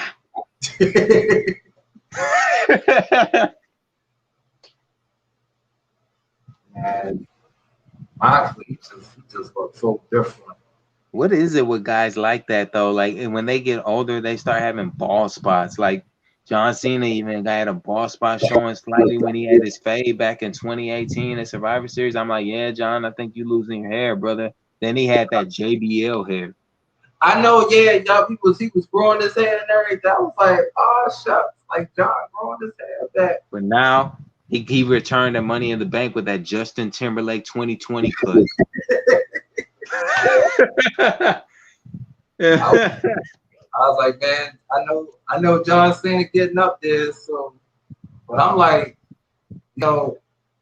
I guess he's gonna I think one way or another he gonna find his way into a championship match with Roman, right? Sometime. Yeah.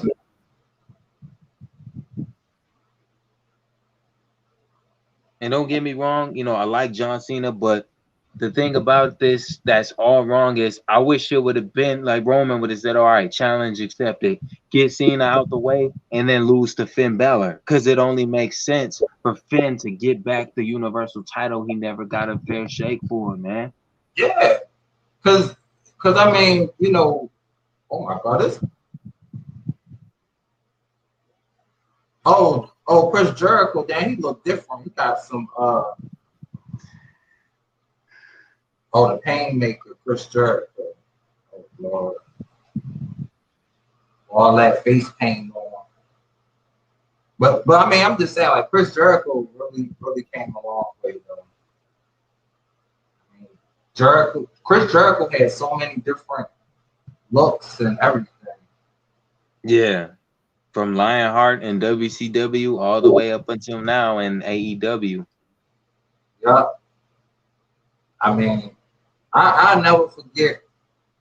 Maybe like the first couple of weeks I started watching AEW, and Chris Jericho and Moxley was in the ring, and I think Jericho had gave Moxley a new car, and then Moxley turned on him.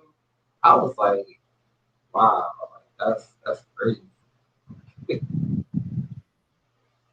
I actually got Chris Jericho's DVD during the time he was in WWE, and it's a good DVD because Jericho's always gonna be somebody I support strongly, and that's why one thing I hate about what WWE didn't capitalize on with him is how could this man be responsible for the concept of Money in the Bank and he's never won it?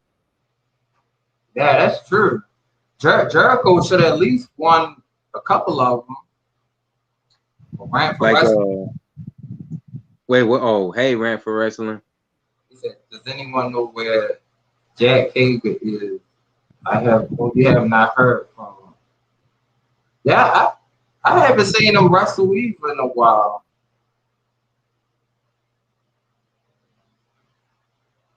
So do y'all know Nick Gage? Because he's about to face Chris Jericho. Nah. Yeah, he making his AEW debut right now. But at WrestleMania 24, Jericho really should have won that Money in the Bank because I really thought when he I think King called the spot, he was like, he and Jericho just hit Punk with a code breaker with the help of a ladder. I think that eliminated Punk. And you know what? He could have won it, but instead they had CM Punk win it back to back, 24 and 25, and the fans was booing him. Yeah, I remember that because I was like, okay, I was like, Punk won a year before, but then I was like, yeah, he won again. I was like, man, it should have been Jericho because like, it's just like we said, Jericho ordered a match. He talked to it through Eric Bischoff and everything. So, but even though he didn't win it, I always say, Chris Jericho is definitely going to the Hall of Fame in some of these wrestling companies. Yeah, at some point he definitely will. You said I heard Nick Gage was dead for 7 minutes. Really? Wow, Damn. that's pretty crazy. Oh, you know what? I think he was wrestling somebody, or he was in an MMA match, and maybe the guy must have knocked him out or put him to sleep. You know the wrestler Marco Stunt, right? Yeah, All he is, to be honest, he's that kid Nicholas that Braun Strowman partnered with at WrestleMania. That's who he looked like, a grown Nicholas. He ain't a real wrestler. He's a jobber, just like Colin Delaney, the guy that was a crash test dummy that Tommy Dreamer teamed with on ECW and was constantly getting beat up week after week. yeah, man, that guy. I think he had injuries like every week. I remember Kane chokeslammed him, and he just went out the ring just.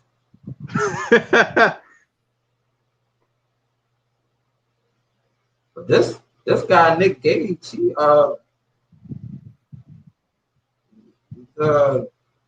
wrestled really different though.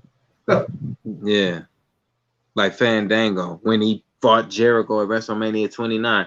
The funny thing about that is Fandango actually is a good in-ring performer. The problem with the gimmick itself, though, when it first was a thing, is like, okay, I like Johnny Curtis, but I'm like, dude, you can't be taken seriously because you're named after a movie tickets website. Oh yeah. So how far do you think that's gonna go? Oh, I won't wrestle because they're not pronouncing my name right. Fandango. Seriously? Like, come on, man. He had. I know one thing. Like he always had the crowd in his favor. Whenever he came out, that music hit. He had people. He had people in the crowd dancing. I think at one time Michael Cole thought to start dancing, but I think Jr. was like, I ain't doing none of this stuff. Yeah. Remember Tyler Breeze when Tyler Breeze came out, I think with Summer Rae, and he kind of announced his presence, but then he attacked Dolph Ziggler with that super kick. And then before he did that, somebody in the crowd was like, "It's the new Fandango." Yo, that guy was pretty crazy though.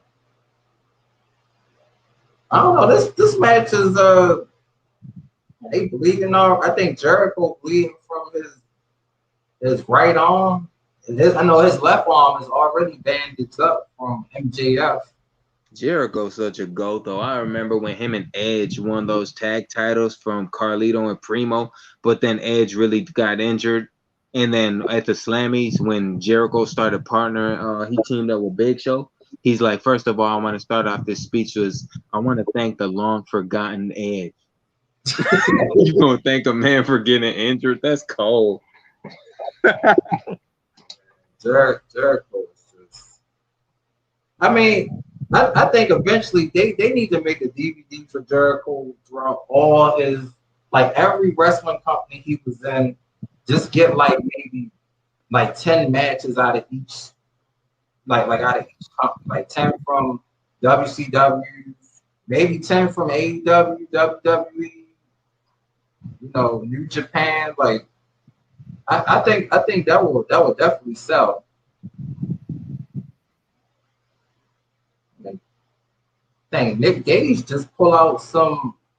Well, Jericho got a baseball bat, and Home run swing. Nick Gage got some light, like the lights you put up in your house. It's strange though because the wrestlers you least think would have DVDs did. Like John Morrison, don't get me wrong, I like John Morrison. He's the complete wrestler and he had a DVD, but and then who else had a DVD? Randy Orton, Cena, Yup, CM Punk, The yup. Shield. And I think yeah, Rollins he had a DVD, but I was like, they should have waited for Rollins because Rollins still wrestling, and I mean they probably could have at least had like maybe 3-4 discs for like Rollins best matches.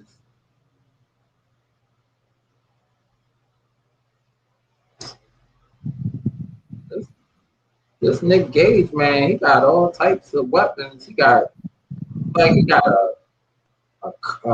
well, look like a pizza cutter. But What the fuck? What? that's what it looked like. It looked like a pizza cutter. It looked like I guess he about to cut Jericho. You Like, see how when they cut themselves with them blades, sometimes they do it the wrong way, and remember when JBL hit Eddie Guerrero with that steel chair, and Eddie was like bleeding all over the place. oh yeah, this thing is turning crazy. Yeah, Street fight. Right, street fight. Man, Jericho will definitely be in the hospital or something. I mean, he already got his left hand is already like bandaged up now. Like, oh my goodness, and Nick Gage. I don't know where he get that weapon from. But I mean, it kind of turns to like John Moxley, like the stuff that he be doing and like that new move he be doing, like that bulldog chokehold, like Yeah. that move was painful.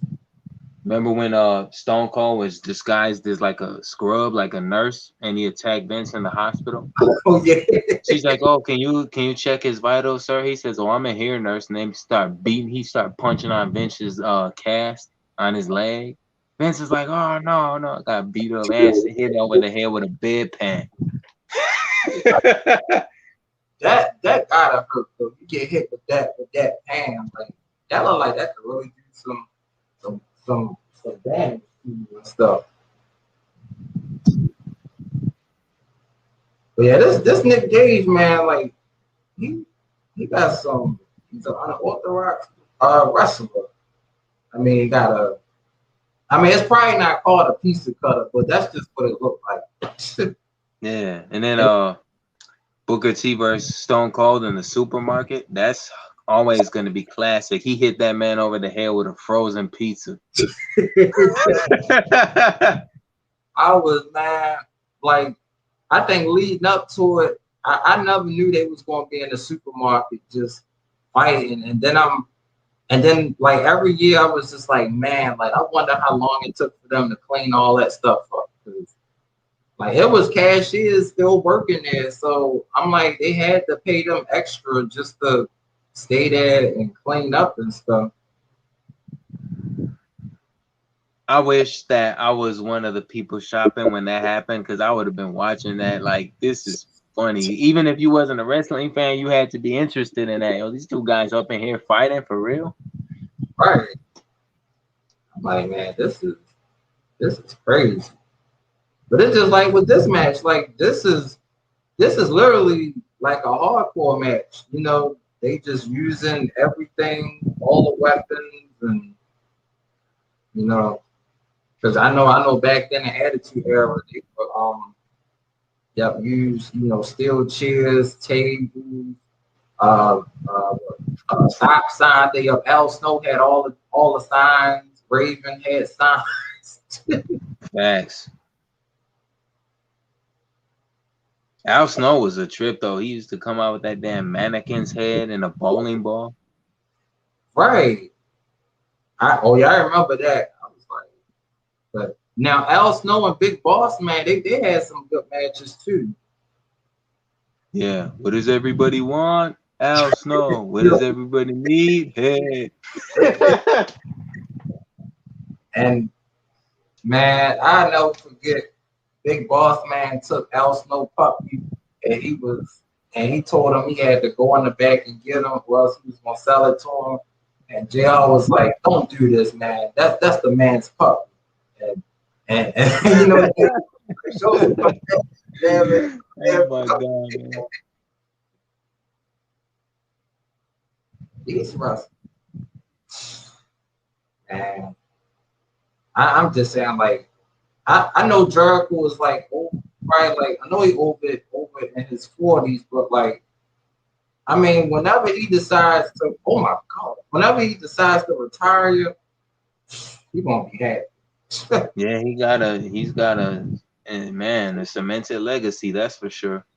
Holy shit, they just Jericho did a hurricanrana to Nick Gage into this glass, and it just shattered all over the ring. Damn. Damn. Now that's some real pain for that.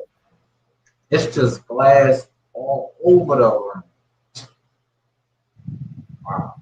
Like WrestleMania 17, when that triple threat hardcore match between Raven, Big Show, and Kane, they was fighting in the crowd, and then I think Kane, or no, Big Show gave Kane a big boot, and JR is like, my God, did you just see that, Paul?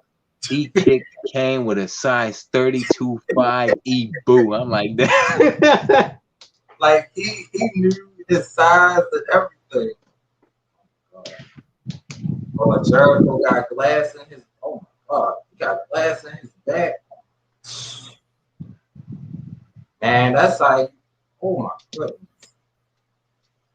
that's gotta hurt, man. Yeah, but Jericho is a GOAT, man. He's a GOAT. He taking. It looked like them long lights that you put in your house. Like, oh my, he just had it. Oh my, it bust on the side of his back. Now his head. Yo, unless Jericho gonna be out for a couple of weeks.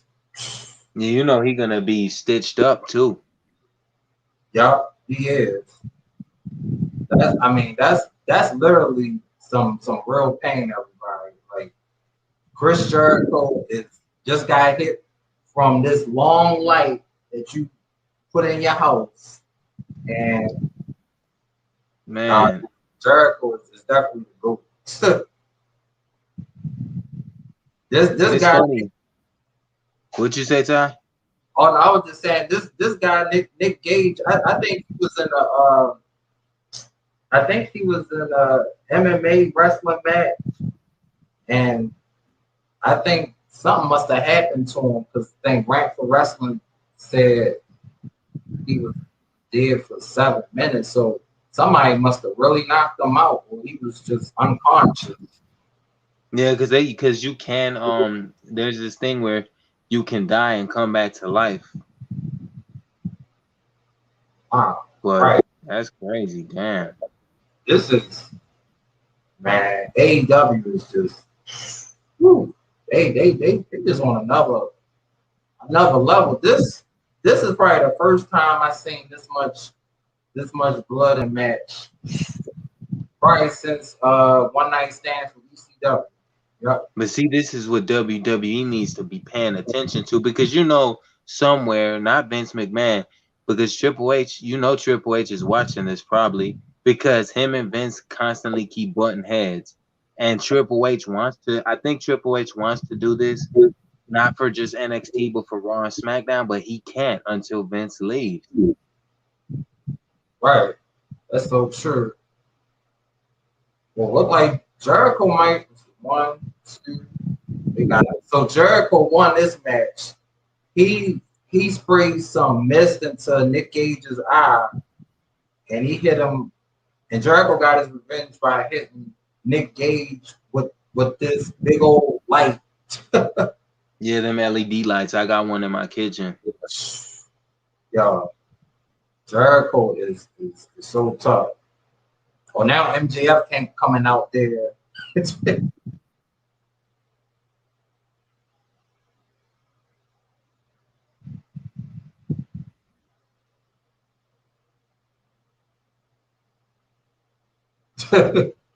MJF telling the crowd, shut your mouth.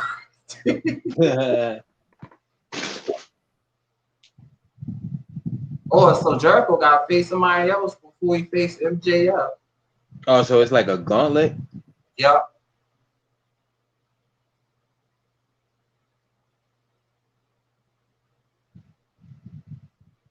Them gauntlet matches brutal, especially like that. Remember when New Day had to fight the Bar, then the Usos came out and forfeited, then they had to fight not Daniel Bryan. It's the same thing with Kofi back when Kofi Mania was a thing. He had to fight all them dudes. Hey, Mama Bear.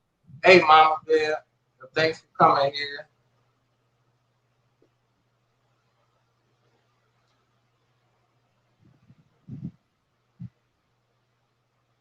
Um,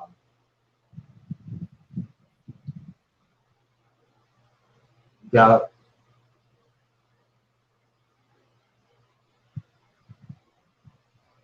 Uh-oh. Yo, I'll be right back, Ty. Okay.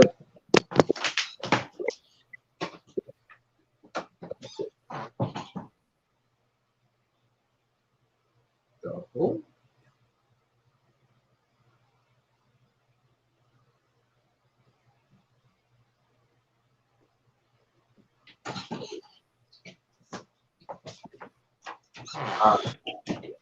Jericho is a mess, I'm Jericho, back, man.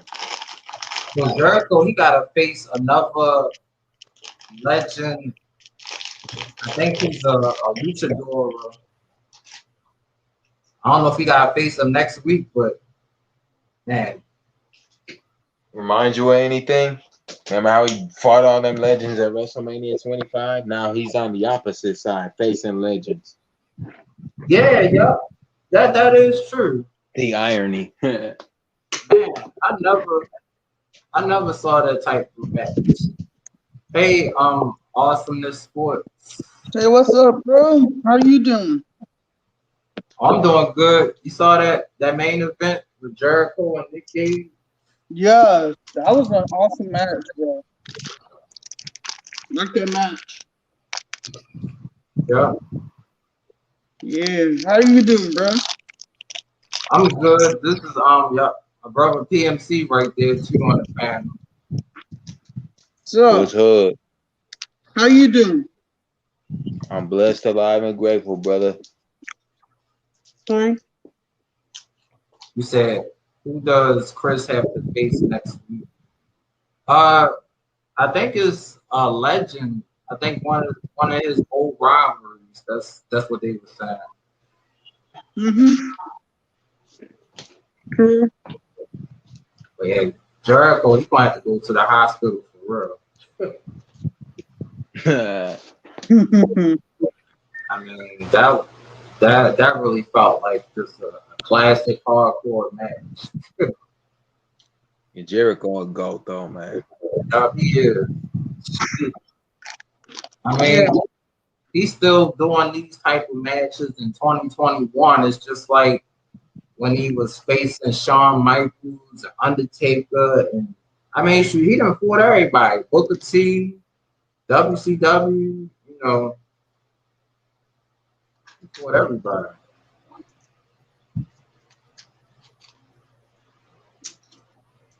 Just, I think tonight's show, man, that show probably just won't win show of the whole year for everything.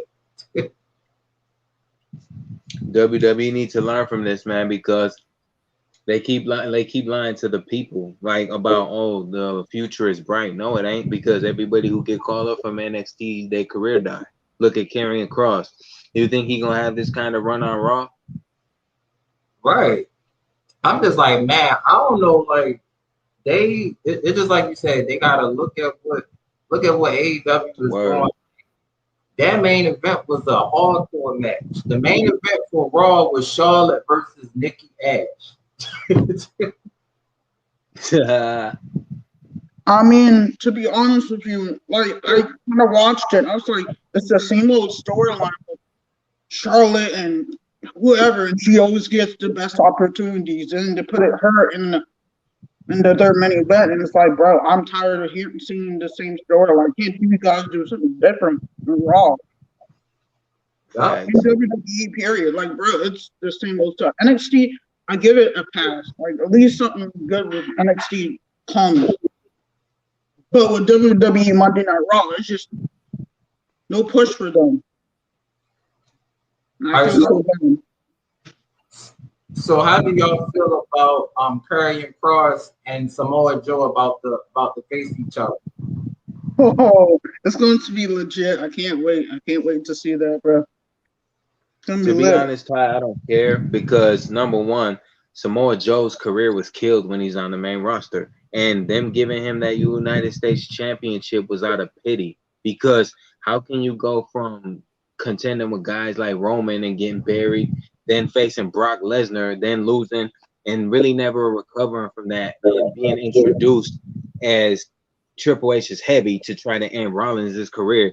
Then you go down the ladder to feuding with AJ Styles.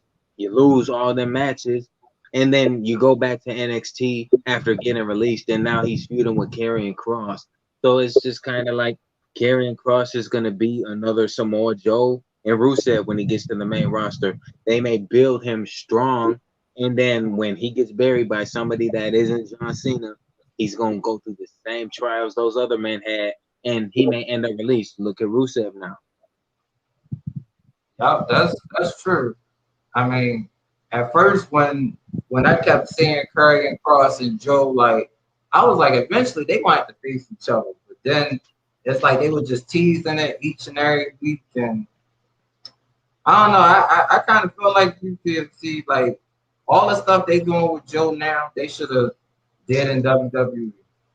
Because I mean, Joe should have beat beat AJ Styles when they had their little feud. Right. I mean, he had like 3-4 championship matches. I'm like, he could have beat AJ. Like if he'd have got AJ in that Coquina, his submission move, that would have been it. Who was that guest you had on panel with us the night we was talking about Cesaro? And what did I say? Cesaro wasn't going to get pushed because Vince doesn't believe in him. He's not a guy that Vince favors. And it isn't even about the whole European thing. Like, look at other guys. Wade Barrett. That's another guy that could have been something, but they just didn't do nothing with him. And then him winning King of the Ring, and then having the League of Nations turn on him before his release, come on, man. I know that was just crazy. Like I said, they really dropped the ball on a lot of people. Facts. Yeah. Like the Hurt Business. Like I kind of realized, I was like, man, I like the Hurt Business. Kind of didn't like it at first, but then I realized, I was like, dang, Bobby Lashley, MVP, and we had Charlotte Benjamin, and the other guy's name, I'm trying to think. And then they broke them up after that. And I was like, why are you breaking up tag teams like that? It doesn't make any sense. Like, come on. Breaking them up. Then I was like, bro, you broke up New Day first. Then you broke up the Hurt Business. Now what do you have? Them in singles.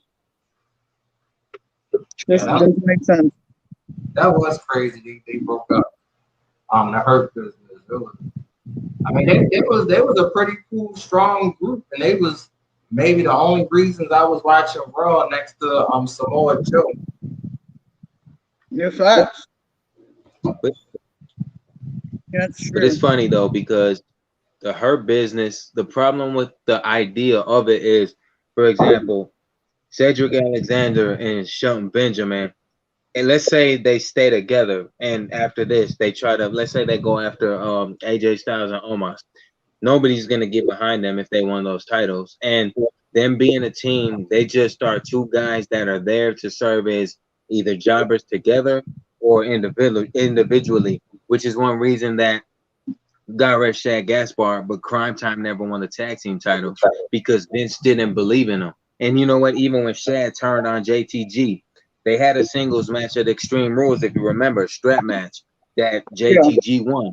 Going forward after that, Shad had one match against Goldust, then he was released. So it's like, that's what, when you break down the, and you analyze the whole history of these teams or these wrestlers, people get mad about it because you call it facts. But Crime Time never was a thing for the future because Vince didn't invest in them. Look at the Street Profits.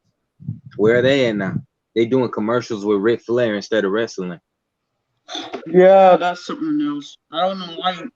And I didn't see Bianca Belair either, so it's kind of like, and SmackDown, I have, but just not like as much. So it's kind of like, I'm not mad about that. It's like, I don't understand why they're doing commercials for Ric Flair instead of doing the. I feel like Vince McMahon, he probably, if they go somewhere else, if they get released, it's going to be hell breaking this. I know a lot of fans are gonna be mad, but it's what it is. You can't do nothing about it. Just to sit there and watch whoever else gets released by next year. You don't know. Yeah, that's true. That's why I was But like, see, man, oh my bad. no, you good. I was just gonna say, I don't know how you feel about the Young Bucks, Ty, but that's one thing I can respect about them.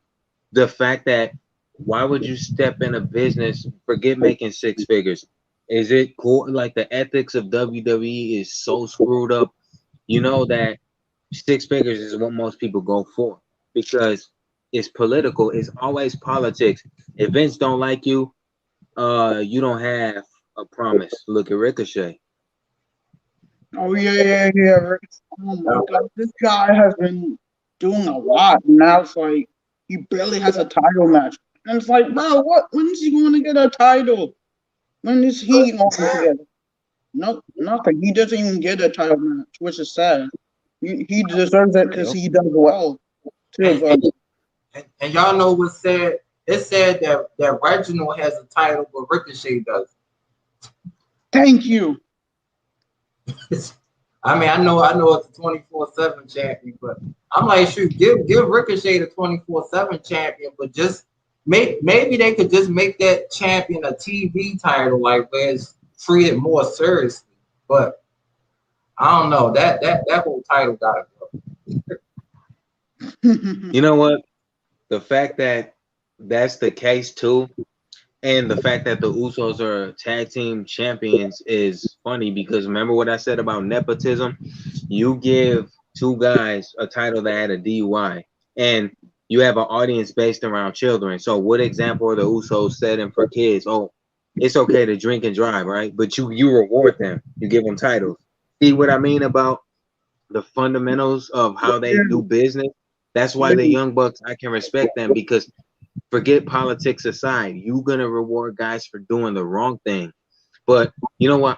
Ricochet and Cesaro, I don't feel so sorry for him saying on Twitter that he's not happy because the six figures thing, that's what he's about. He's about money.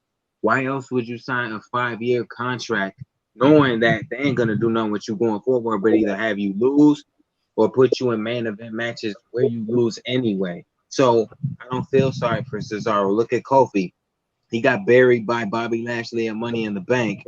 And this is the same guy that was champion for over 100-some days and got buried by Brock Lesnar, which was entirely decided by Vince because Vince doesn't like Kofi.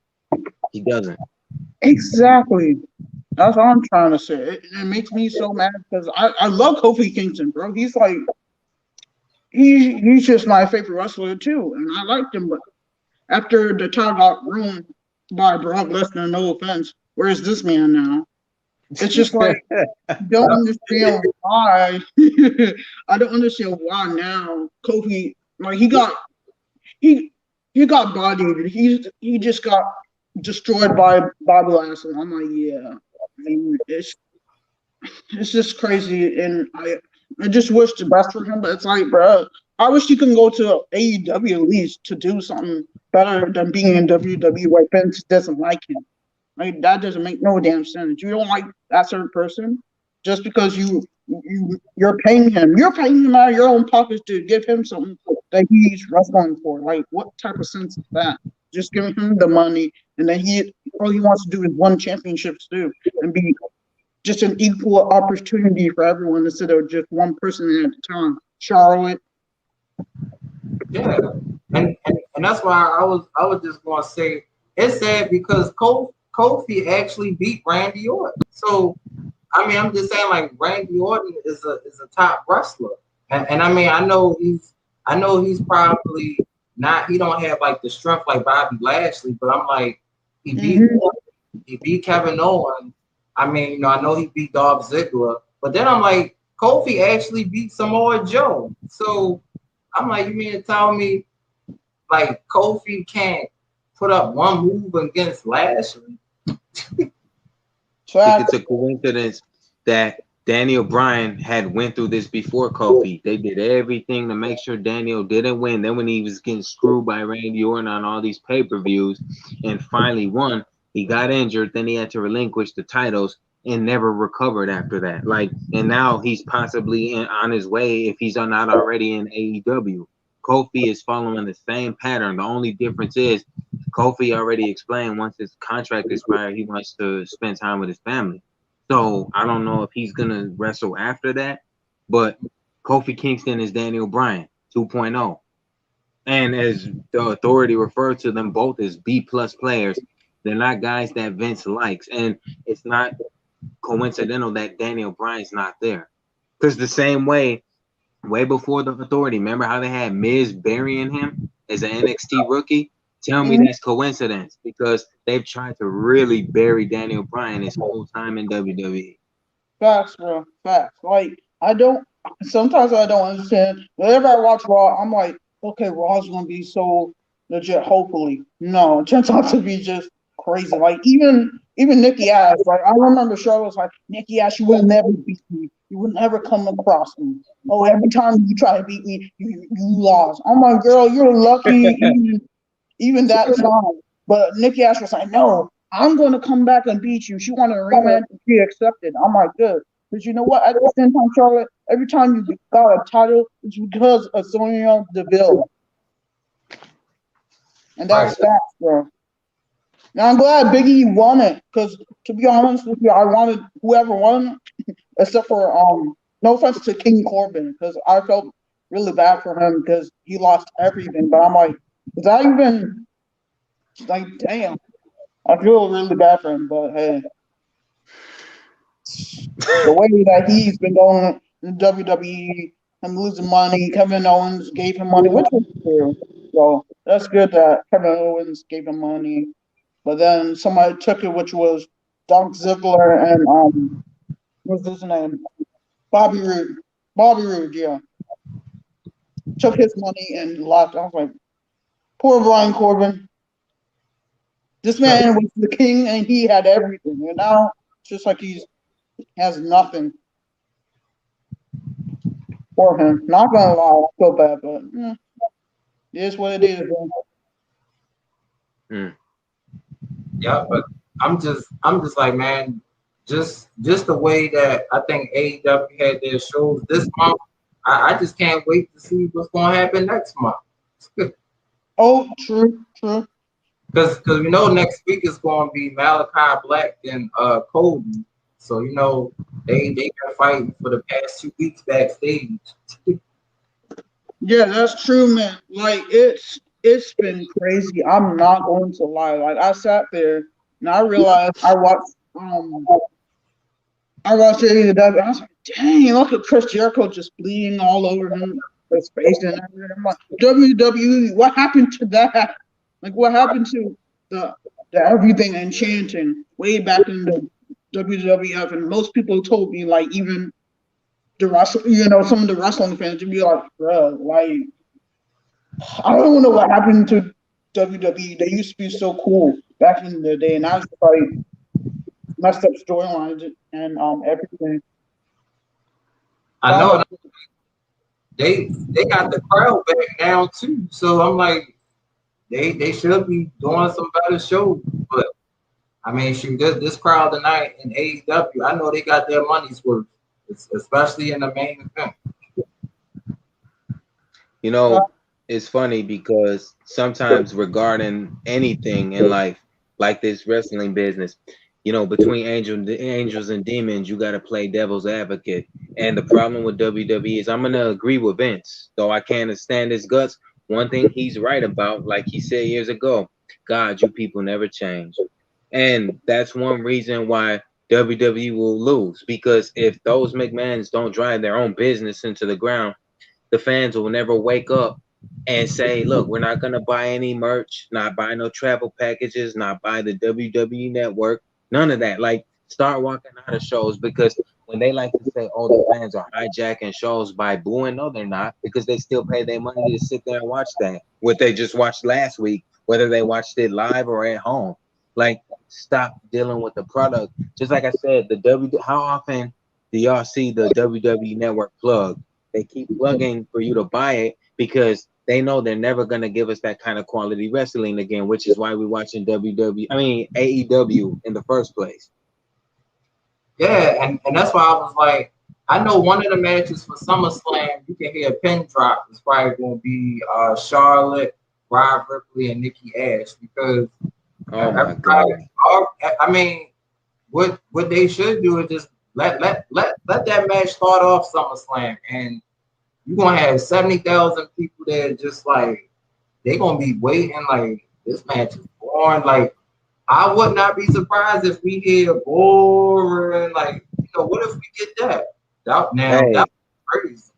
I love Nikki Cross. I really like Nikki Cross, but again, I hope that they boo that entire match. And you know what? I can't blame Nikki now because I don't know if she's chosen to want to do this superhero gimmick or not backstage. But at the same time, I don't understand that because what is it really gonna do for her if she wins this triple threat going forward? Who's she gonna face?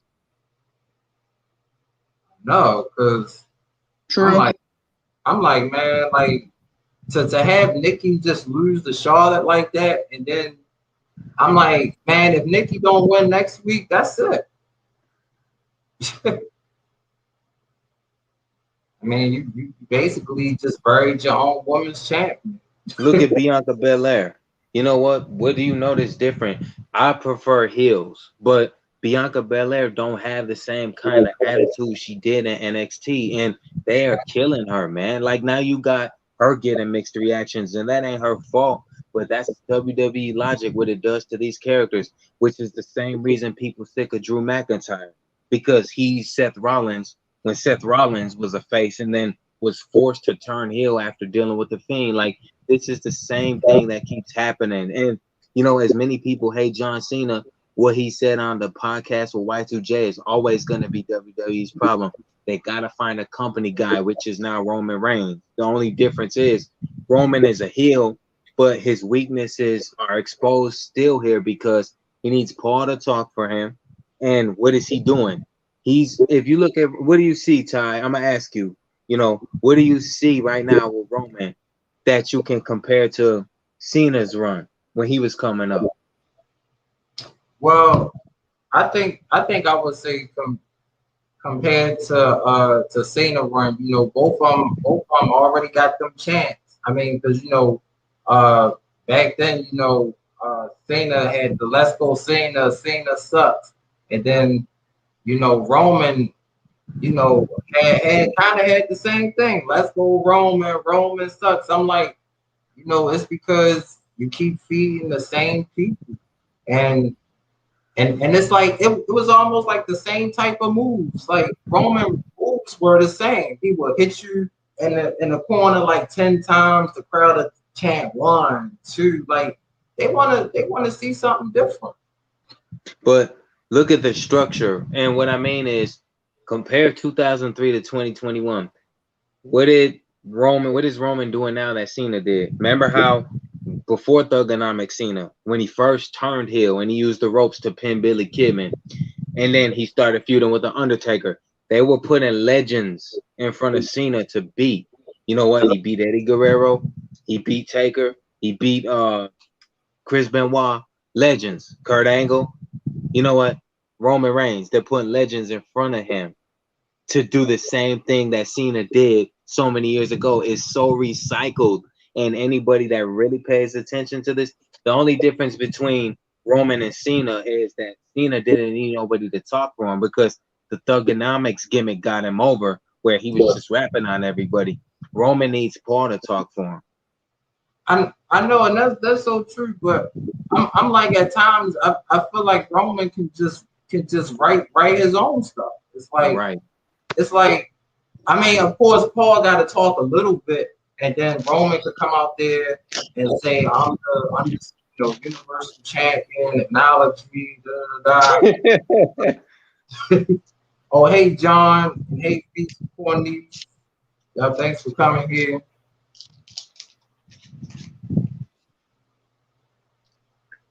Yeah, it's just when they keep feeding a certain wrestler too much, the the crowd, they not gonna they gonna get tired of it.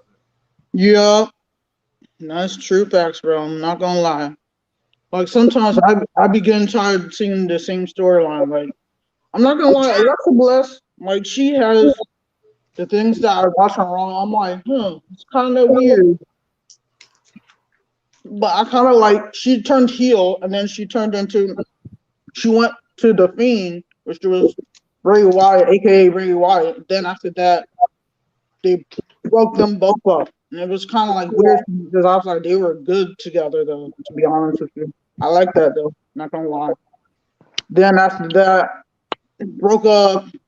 Alexa Bliss turned on Bray Wyatt, aka the Fiend. Then he moved somewhere, and then after that, on Twitter, I guess he said his mental health with Brody Lee. I felt so bad because after his death, everybody felt, that bad. And his son was in AEW. And then Eric Rowan, he was in AEW also because that was his best friend. I felt so bad. And it's like, yeah, Rest in all peace. that Bray Wyatt needs to go, that's fine. Let him take it. Let him do whatever. I say, yeah, Brody Lee and AEW was really good, and I really wish he was still alive because he would have. I think at this point, I would have loved to see Brody and Kenny go at it for the championship. Like just how Brody is, so athletic in the ring, and he can also fly over the top ropes because not a lot of big guys can do that. Probably maybe like Drew and probably Keith Lee.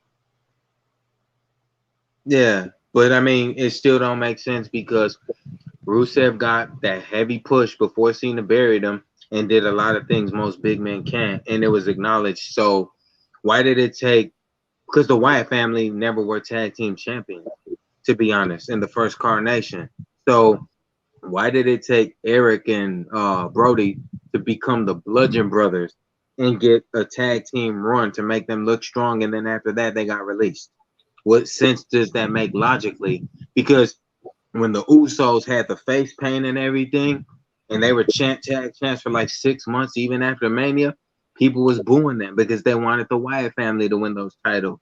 And that's what I mean about WWE not capitalizing. You got the Shield, like before the Shield broke up, they did everything right with them as heels, but they couldn't do it with the Wyatts. And I don't understand. You get one part right, but the other you just don't know how to capitalize. And then the thing that killed it for me with the Shield is breaking them up and reforming them constantly. It killed it.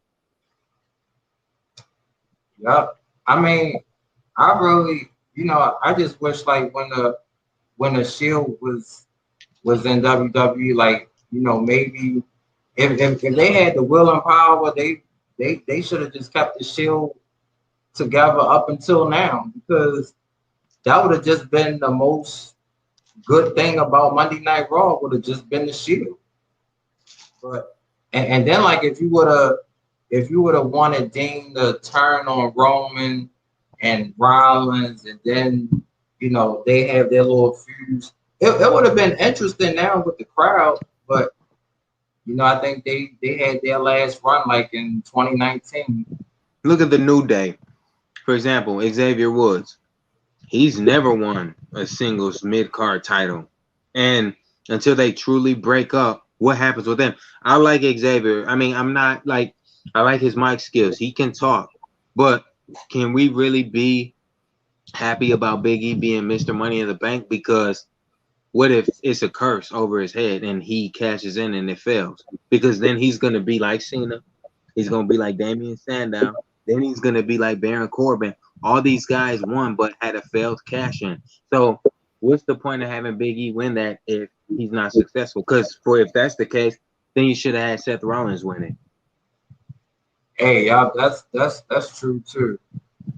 But don't it always feel like it's like they just need to go to Rollins for the briefcase? It just feel like for some apparent reason, I'm not trying to say like Biggie won't cash in, but I got a feeling they want to do something to Big E at SummerSlam, just like how it was when you was like Edge and Mr. Kennedy. They could have Rollins go on that rampage where he just be like, Big E, I want that damn briefcase and I challenge it for you at SummerSlam. I gotta, because we know how Rollins go on these rants and stuff. Like, if they do that, I'm gonna be like, oh man, like,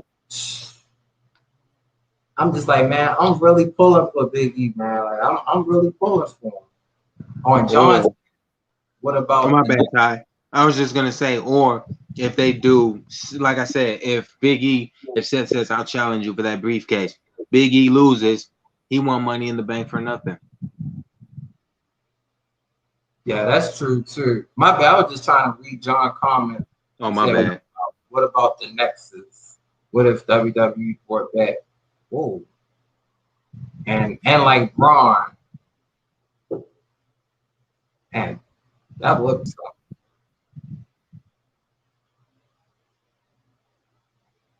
I don't know.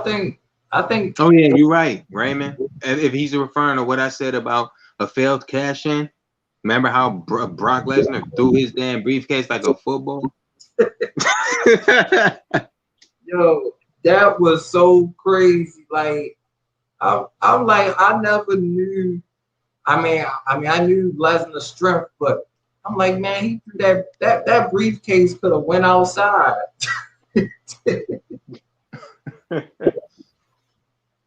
But I'm just like, Dad, like Braun Strowman won the briefcase, and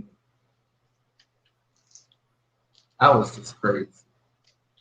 But John, to your point about the Nexus shoot, that would be good. I mean, maybe they need some type of group to just come back and maybe change some things around, because at this point they got to try something. Because they tried. Look at Retribution. That was a failed Nexus / Shield. Had them all. We got a bunch of damn jobbers from NXT that nobody cares about, and Retribution failed. I can't. When you said about T-Bar and Mace challenging Ali and Mansoor, I'm like, the only thing those 4 guys have in common is that nobody cares about none of them. They don't. And you know what? That hurts me to say that, Ty, because I actually like Mustafa Ali. Like, I like what he did in 205. To see what they've done to him, it hurts me to say that, because I'm like, he had potential to at least not, if he wasn't 205 live cruiserweight champ, he could have been an Intercontinental champion. He had his shot when he lost against Shinsuke and Finn Balor. And ever since then, you know what? He ain't been the same. You're right. I mean, you're right, bro. Because to be honest with you, I liked how even with Retribution, I was scared. I was like, damn, they're destroying a lot of people. A lot of the announcers had to run away because they didn't want to get hurt. And some of the well, I guess either there were fans or wrestlers that were getting hurt or whatever.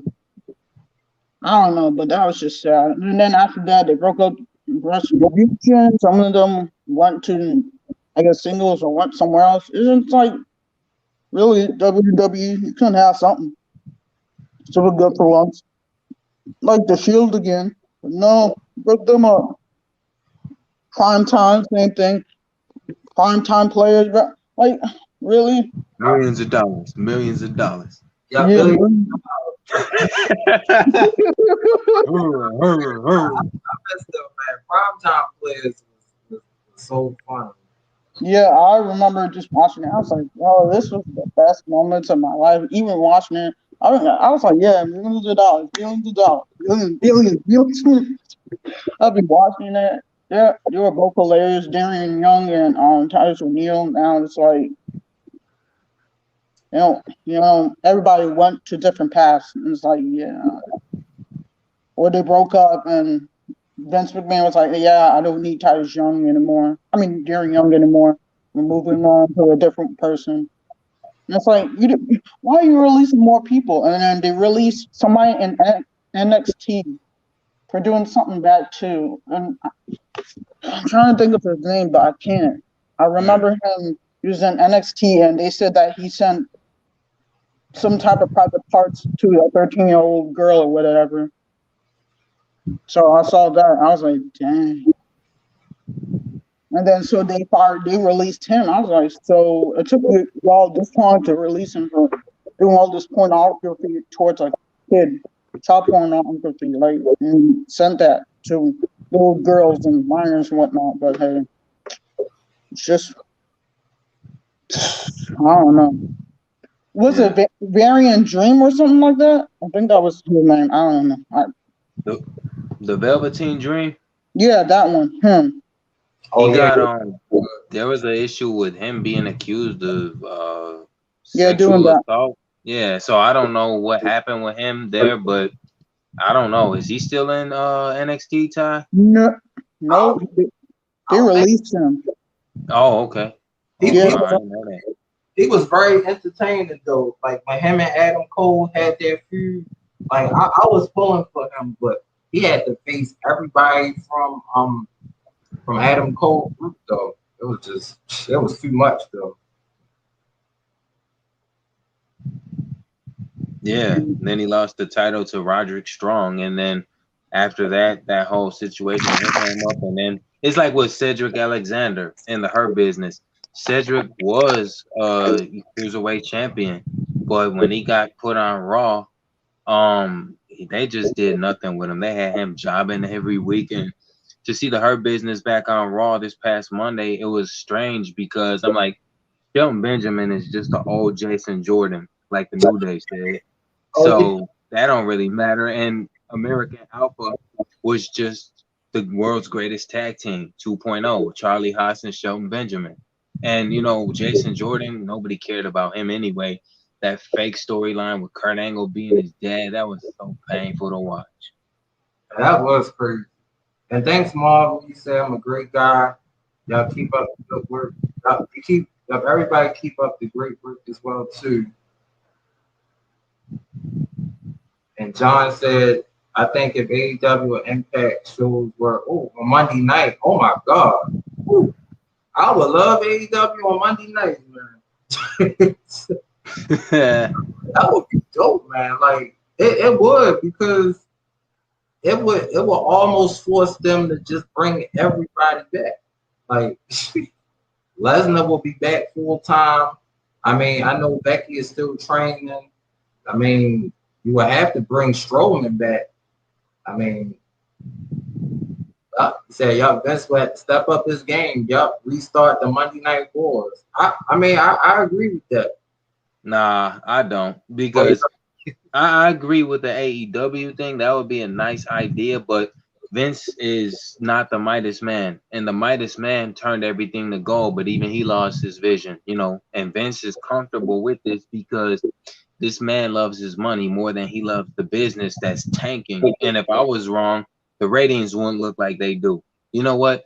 Now that the audience is back, you don't see as many signs as you used to see in the Attitude Era. So many signs was in those crowds you could barely see the fans at one point, man.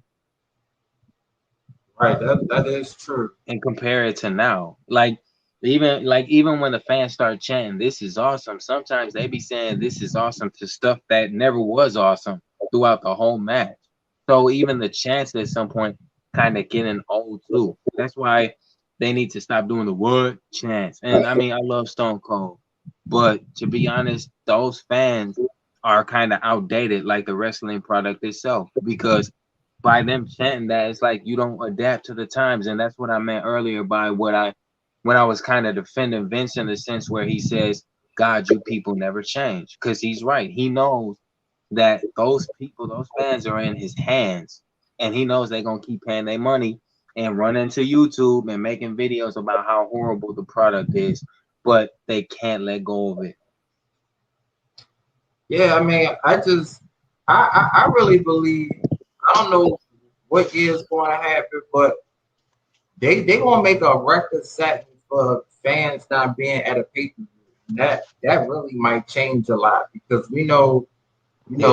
especially like SummerSlam and WrestleMania. So it's like Royal Rumble, SummerSlam, Mania is probably like the top three that they supposed to get like over 70,000. Well, what if one year it's only like 10,000 fans? Then it's like you the wrestlers will probably feel different because it's not a packed house.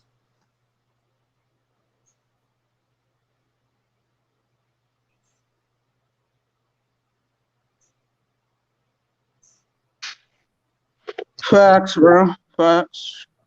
I mean, like I said, AEW, I feel like it's the best for now because they have the throwbacks, Chris Jericho, Cody Rhodes, Goldust. They have Chris Jericho. They have everybody, Young Bucks, everybody. I mean, WWE just been like pushing away good talent. Period. Yeah, that's true. That's why I said I respect Young Bucks for not setting foot in WWE because they're smart enough to understand the ethics and fundamentals of everything, which doesn't include getting paid six figures. Because unless you only care about money and Vince don't like you, you're gonna be a guy on the roster that may or may not get pushed depending on where Triple H stands with you. Because even though Triple H does good with NXT, there's kind of things that he's done that has killed careers. Just like him in his wrestling prime, he buried a lot of people too. Randy Orton did, John Cena did, Triple H did, Vince sure as hell does. Just like Roman Reigns, literally SmackDown is Roman, and I ain't hating on him, but like I said before on this panel, I'm not a fan of like bandwagon fans because you can be a fan of the wrestler when they both face or heel, but Roman was better as heel in the Shield, and even then he had weaknesses that Seth Rollins and Dean protected. His in-ring work.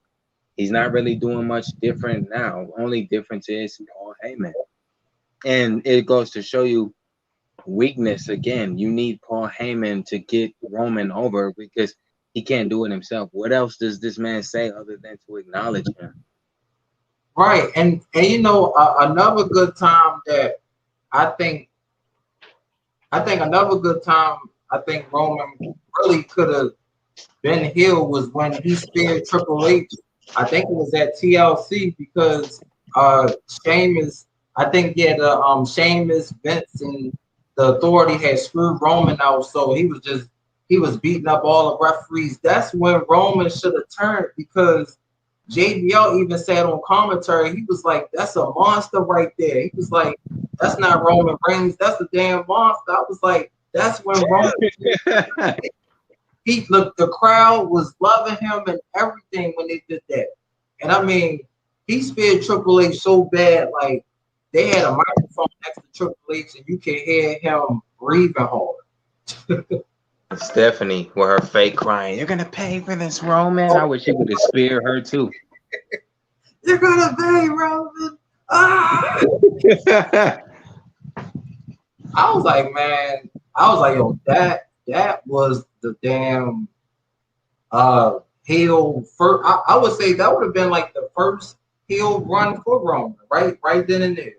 Yeah, and Stephanie, to be honest, Stephanie has to get criticized too.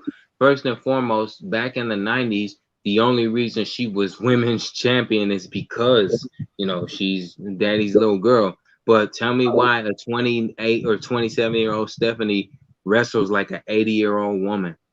Because I'm like, you were protected with that. And her as the authority figure, the key writer for the creative writing team, I'm like, you killing Raw with these promos you give these guys to say, because it's ridiculous. Just like Roman as a face, son of a, what he say, suffering. I don't remember.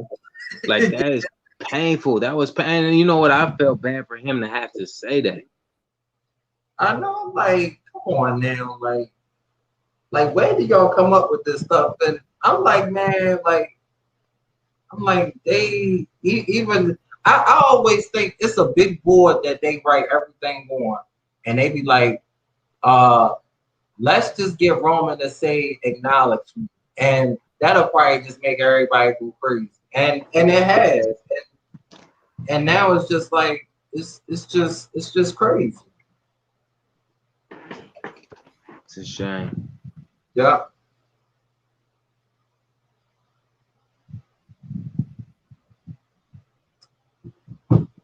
But yeah, thanks, Clarify the Rules, for coming here on John saying the Usos.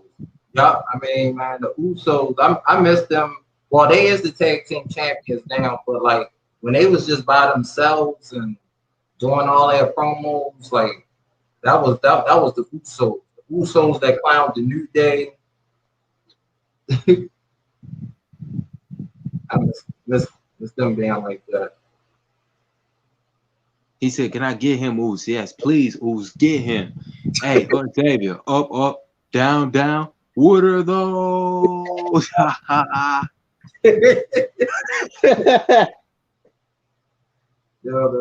They would be so fun. But now they feel, and I understand that's family, Roman. But you know, them being affiliated with him, I'm kind of like, get away from him and focus on the tag titles themselves and do your own thing, because they had the Uso Penitentiary gimmick before Roman's alignment with Paul Heyman. So it's like they don't need to be with Roman. Roman, that's what he got Paul for. Paul, but you know what? To be honest, I would if I had $1 million, I would pay Aleister Black to go to WWE for one night in Black Mass, Paul Heyman, and put him in the hospital, because I get tired of hearing him come out there week after week. Even with Brock Lesnar, when he do that, the reigning undisputed, I feel like he's gonna have a heart attack, and he looked like a Thanksgiving turkey saying that. Right, man. He'd be so funny saying that, and then like I could just look at his neck and like his veins just start popping up saying the defending WWE on this. I'll be like, golly, like Brock got all these titles. Yeah, and Paul Heyman looked like John Taffer from Bar Rescue. He sure did. He do though. He do. Oh man, he sure do.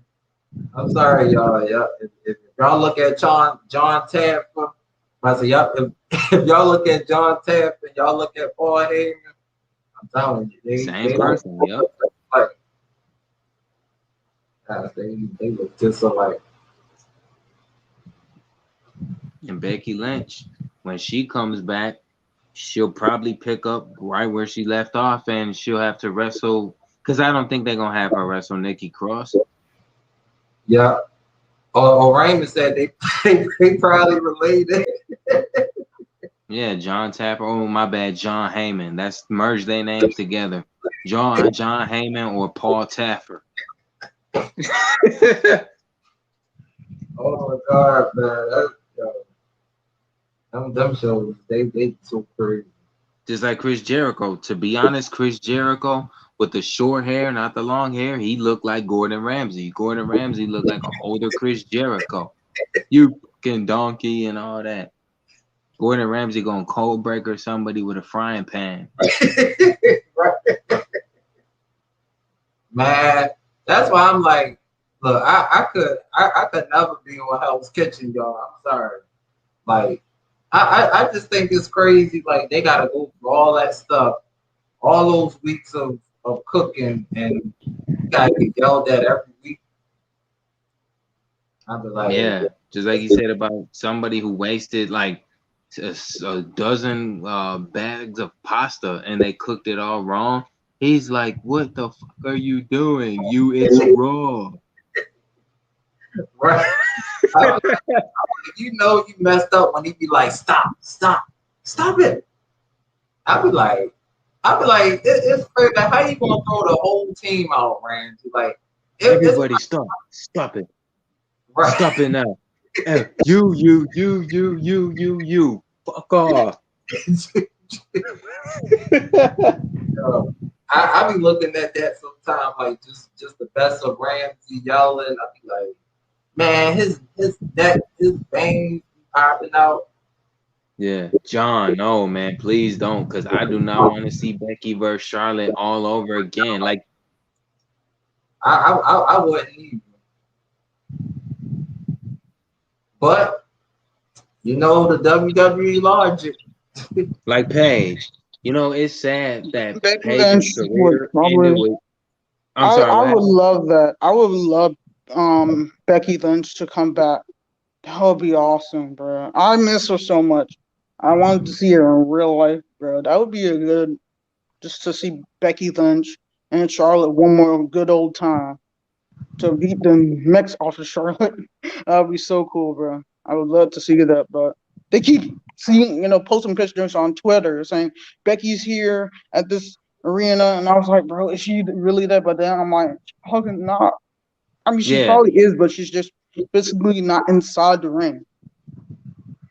congrats to her, being a mother now. That's dope. It's Yeah, beautiful. But I feel like with Becky, I like Becky so much. I just, I don't want to see the feud with Charlotte just because I feel like, in a way, Charlotte is a curse because for anybody that she gets in the ring with, she buries them. And I'm not saying Becky yeah, is that's cool. that person, but number one, I don't respect Charlotte, whether she's a good wrestler or Ric Flair's daughter or not, because she stands by what she does, wrestling sloppy, burying women. And when she says, "Oh, I'm gonna be in every main event," that's not a shoot. That's really what she feel, and she knows this is the case because she Ric Flair's daughter. Why else would she have? Why else is she an 11-time champion? I'm so And, tired of it. I'm so and, tired of hearing, but and, you're and, right, though. What and I think, happened, Ty? oh no, I was just about to say, I think when Charlotte Flair, when she was injured for, it was like a few months, it felt like the women's division was starting to get a little better because it was other people, Asuka was the champion, and we had like different matches, but now that Charlotte is here, it's just like Charlotte just gonna just bury everybody. Yeah, Man, the thing about this, like I said about the 4 horsewomen, I don't want to see none of them as champion right now, just because ever since they got called up from NXT, they've all had their turn. I want, if Ember Moon can ever get back to the main roster and they handle it right, which they won't, because you can just look at Finn Balor. I want Ember Moon to be champion, either Ember Moon or Naomi again. And people gonna say, well, facts. Naomi already had a chance. Naomi was champion for over 140 days, and that was true. But she has never got back to that. They have dragged Thank, Naomi so far down that she's getting buried. thank you, thank Yeah. you. I've been trying to say that all the time. Every time I've been doing rants about that. Like, why don't you bring Naomi a championship? Paul, like, give her something. Give her the Raw Women's Championship. No, you give it to Charlotte every time. You give it to other people, but Naomi every time, and it pissed me off. Yeah. And I'm like, she deserves something, but no. It's always Yep. about whatever Vince likes. Yep. And just what Raymond said, I think that would be cool. Yep. If Becky came back and just made it a fatal 4-way, it would at least make the match more I guess I was Awesome. more interesting because, and then like if Becky could be the one coming out last, they'd be like, we have a special person that's going to make a fatal 4-way, making her return. She'll get a big old pop, and I mean, then everybody probably be like, bad key, and then Yeah, I just can't deal though, because like I said last time we was up here, Ty.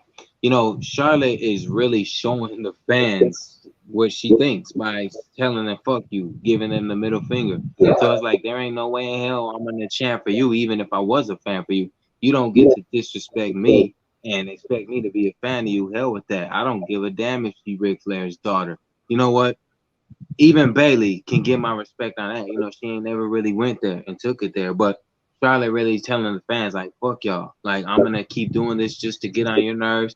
And Vince is going to keep granting her that, which is confusing what Lacey Evans is. Lacey Evans is just Charlotte in a I know. actual form where she's not favored. So, when I mentioned Naomi minutes ago, when the women's revolution began, Team Bad was my favorite. Oh, yeah. I always like Team Dad. And thanks for stopping by, Rochelle. yeah. I actually win another championship. I mean, Nia it Jax. Oh my depends. It depends. I don't know. I mean,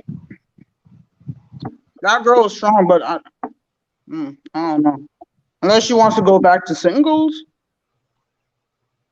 I mean, honestly, I like to see Shayna Baszler win a SmackDown Women's Champion or the Raw one because, like, honestly, if they put Charlotte and Shayna, Charlotte would dominate Shayna, but then knowing WWE, they would have Charlotte kind of beat her up for a little while, and then Shayna Mm-hmm. come stuff. But I'm like, man, Shayna just as tough as Charlotte. I mean, True, and she's stronger, yeah. just like her. So yeah. It's just Charlotte just got that. Well, I think Charlotte sometimes she got that ruthless attitude sometimes. So you kind of see it when she be hit or fighting people and stuff. The weird thing is about Charlotte, and this is just my, my analyzation of her. I look at her like she's a hybrid in the sense that she's Ric Flair and she's pseudo Beth Phoenix. Because 2007, Beth Phoenix was dominating the women's roster, and half of the women couldn't wrestle to the magnitude of the women now back then. And the thing about it is, the problem with WWE, like, why is it Charlotte so much? Because Charlotte isn't bringing the ratings up. And if the fans are constantly telling you, we don't want to see Charlotte, Charlotte is a cancer to these matches. And I don't care how good she wrestles. Like, you know what? Becky Lynch coming back. I would like to see Becky versus Liv Morgan. And I know that's reaching because Liv Morgan hasn't been champion yet, but it's something different. It's not Becky Yeah. facing who she already fought before. Let her face Liv Morgan. Because then that'll give Liv Morgan some time to grow. You've been in the ring with Becky Lynch. Who better than that? You're right about that. Yeah.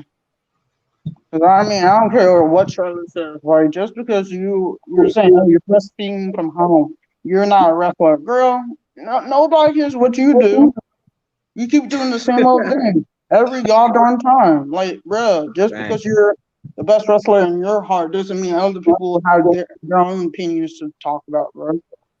But but you know what? I think like Charlotte back in like 20 Charlotte like in 2016 was okay because it was more of a roster.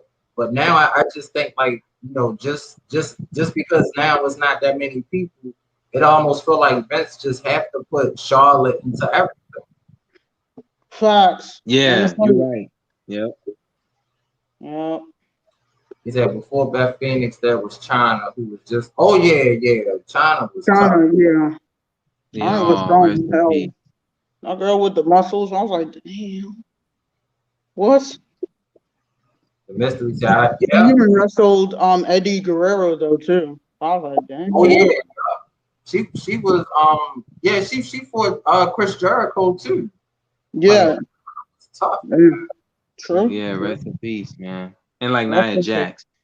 Nia Jax compared to China, there ain't no comparison there because every time Nia comes out and I laugh at her song, I'm not like most girls. I'm like, yeah, you're right. You're not. I mean, she's stronger than them, but Nia and Charlotte should be a team because they have something in common. They like to purposely injure people. Look at how Nia busted Becky Lynch's nose.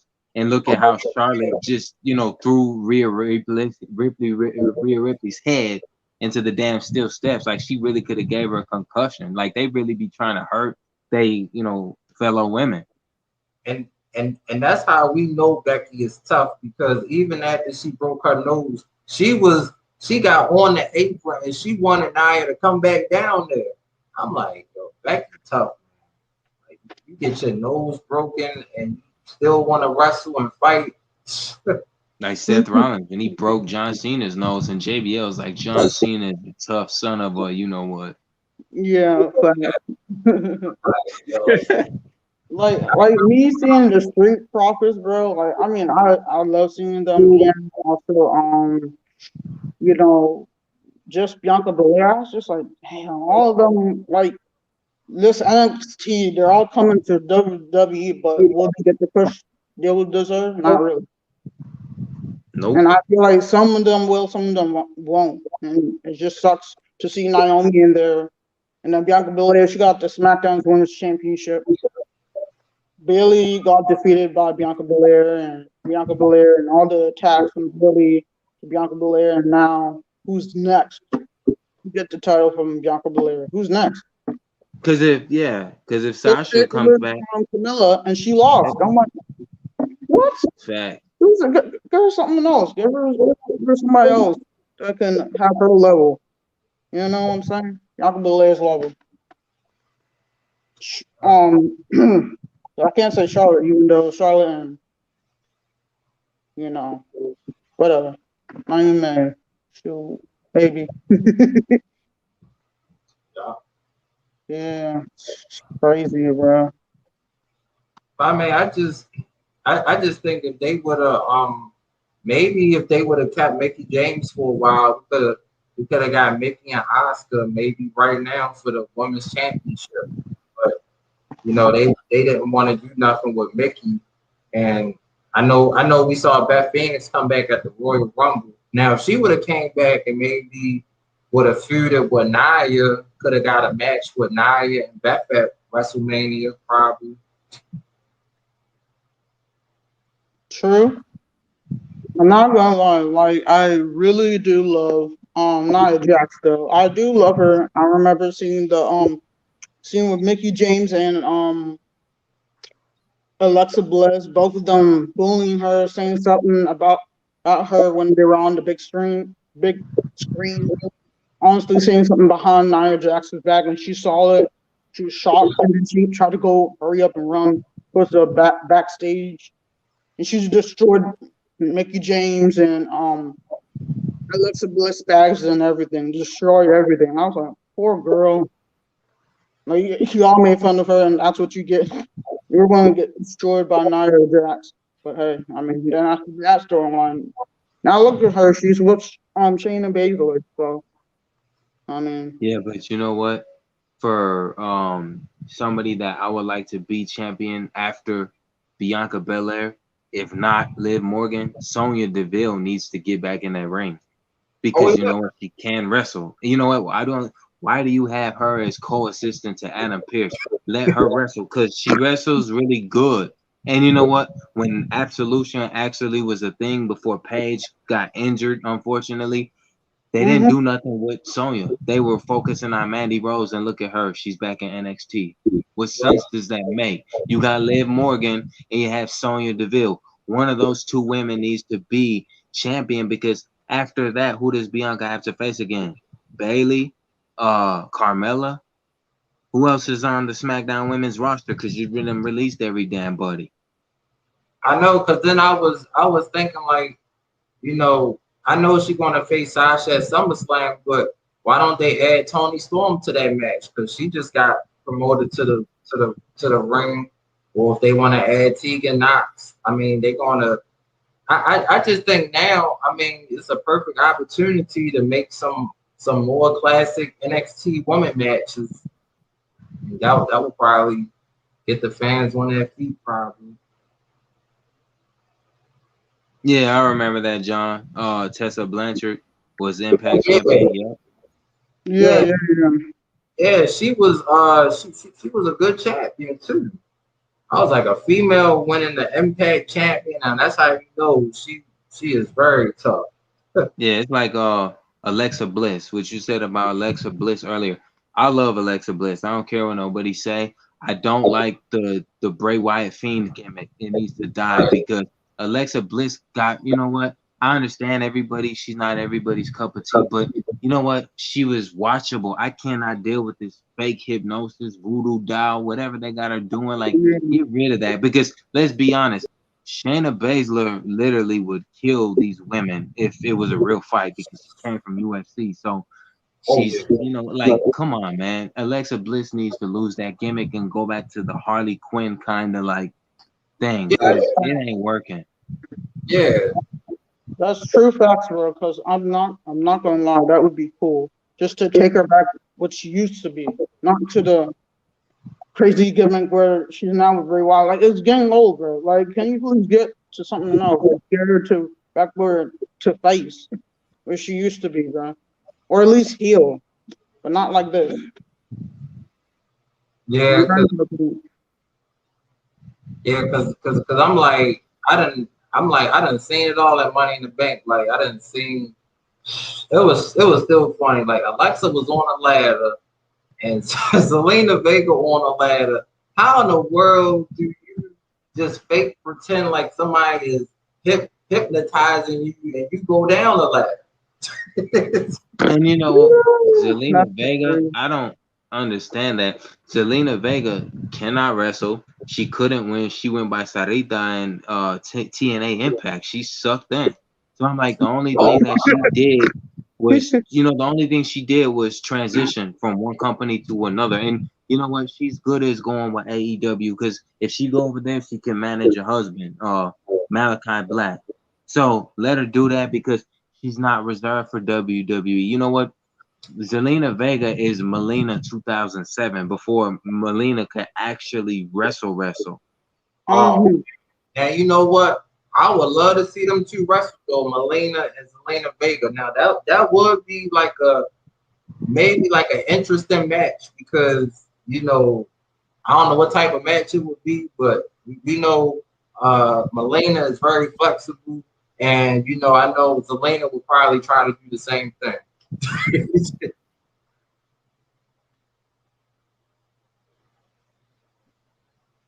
That's true, man. I was like, Zelina climbed that damn ladder. I I, mean, I was he's saying, right.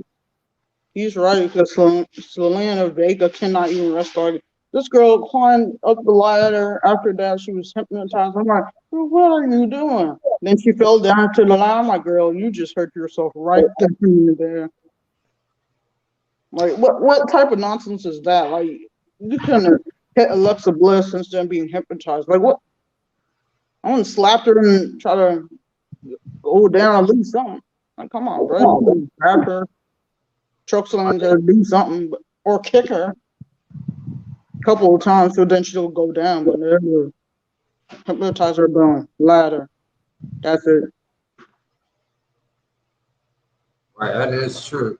Hey, it's Journey 808. You know, the Thank funny thing is, Ty, remember how before this Fiend gimmick, Alexa's continuing with, Alexa Bliss constantly got a pop from the audience. And you. you know what? I don't understand why they did this change. Like, what does the Fiend gimmick do for her? She hasn't been champion since. Then when she set Randy Orton on fire, I'm like, so Randy Orton can RKO Nia Jackson, Beth Phoenix, but he can't RKO Alexa Bliss? I did right. I was like, really? I'm like, yo, the whole just like what everybody's saying, like we all want to see Alexa go back to being Alexa because she's a great wrestler. I mean, I was so happy that she beat Bailey. Y'all know I was happy as I don't know what when I think she beat Bailey like in the think it was like in the no holds barred or anything goes match. She was beating Bailey with that damn kendo stick. Yeah, but Bailey, remember how I always bring it up about with her spot in Hell in a Cell asking the ref for help? Oh yeah. And Michael Cole's like, I think she's using her teeth. And she said, hey, can you help me with this? I'm sweating. He said, no, I can't help you. And Michael Cole said, what the hell is she doing? And then she was like hitting Sasha. And then she's like, you like that, Michael Cole? He's like, no. Like, I'm like, no, neither do we, the audience. Like, Bailey sucks. Like, ding dong, hello. That's who you made champion for 365 days. Like, we had to sit through 1 year of Bailey. That was like one of the worst times ever. And I was begging Sasha, please just get out of this, whatever you're doing, and just be Sasha Banks because we know that you are better than Bailey. And I mean, I'm just saying, I know it's a lot of people that like Bailey, but I'm just like in my mind, like it's just Sasha. Like Sasha helped her with that championship throughout all her matches. Yeah, but remember, as polarizing as the Miz is, when he had those two as guests on his in Miz TV, what he said was true when he was asking Bailey questions she wouldn't answer. So he said, well, what are you, Brock Lesnar? You're a champion that doesn't talk. You need Sasha to speak for you, which was true because at one point, like Sasha kind of was in the same place, and I love Sasha Banks, but she came off whiny sometimes. Like, what you crying for? You have had more success than some women may never get. Just like Liv Morgan. Liv Morgan, I know she still got time to grow and she's considered still green to some people, but Liv has really worked her ass off to get to this point. But for some reason, they just won't push her, and I don't understand why. But you know what I'm thinking? I'm thinking if they don't push her this year, they better let her win the Women's Royal Rumble of next year. Because that's the only way I see them really doing anything with Liv. Like if she can make it to like the last 3 or 4 and she eliminate everybody, then maybe she can have her moment at WrestleMania. It's weird, you know, because I parallel a lot of stuff, man. Because look at Bianca Belair, all right? I love Bianca, and I was happy she won the Royal Rumble and she won at Mania. So the inaugural first Royal Rumble for the women, Asuka won it but couldn't win at Mania. But again, who buried her? Charlotte. Same thing. I'm tired of that. Every time Charlotte. Charlotte burying Asuka, Charlotte burying Becky Lynch, Charlotte burying all the other women, but whenever she gets buried, she gets mad and cranky about it. Like, what type of nonsense is that, bro? I don't know damn well. I wouldn't be mad. I'm like, you're right, I lost. That's it, and move on. Move on. Just move on. Don't be mad that you lost. I'm just like now I know wrestling going to these shows, man. I couldn't go to the live shows. I mean, I couldn't. I mean, unless they doing like championship matches at the live shows, but what we saying on Monday Night Raw is just crazy. I couldn't sit there 3 hours. I mean, yeah, man. Bro, like that's me too. Like I'd rather watch SmackDown than Raw. I'm sorry. Like yes, because of Roman Reigns, yes, because of John Cena, yes, because of all this. People, you know, I mean, I understand, but bro, come on now. Yeah, I mean, it's like now we got Finn Balor on SmackDown, and we see Cena back, and we got Big E as the Money in the Bank briefcase. Like honestly, I think Big E should be just going to both shows and just like talking to both champions, like I can cash in at any time against you. Like that would just be something interesting. Like it'll just, you know, to throw us off literally. You just said something, Ty, that could be a thing. You know what? What if Big E swerves and he cashes in on Roman? Nobody is gonna see that coming because he has nothing to do with that situation. But since he's on Raw, whatever the case is, let Big E swerve and cash in on Roman. Now what? Yeah, that would be good because you know it could be one of those. Or I'm just saying, let's just say Roman beats Finn at SummerSlam. He holds the title up. You know, maybe he speak a little bit, but out comes Big E, just run like he runs down there or comes through the crowd, hit Roman with the briefcase. That would surprise everybody. I mean, it would really have everybody talking.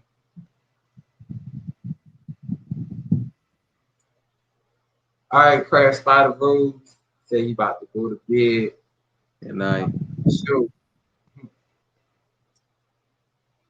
Yeah, I mean they need to do. I'm just saying SummerSlam gotta be good because I'm just saying like AEW is putting on good shows week after week after week. Yeah, but that'd be a swerve. You know what? If Big E cashes in on Roman, it makes no sense. But it's something that'll throw the fans off. Like, why did he do that? And everybody's expecting him to avenge what happened to Kofi. See, in order to get rid of the new, and don't get me wrong, I like Kofi Kingston, but Big E needs to start his own path and forget about the whole New Day because it's about him. That's why he has the briefcase. Yeah, you know that's what I think too. And you know I'm pretty sure you know it's like they said they gonna always be brothers. They gonna have each other's backs. But you know, Big E just gonna have to say, you know, look, Kofi and Xavier, I'm doing my own thing. I know we was the New Day, but I want to be champion. I want to do this on my own. Like, and if he just say that and they accept it, then that's good. That's how it should be. And again, I think it'll be a better reception if Big E does it to Roman because number one, nobody's gonna see that coming.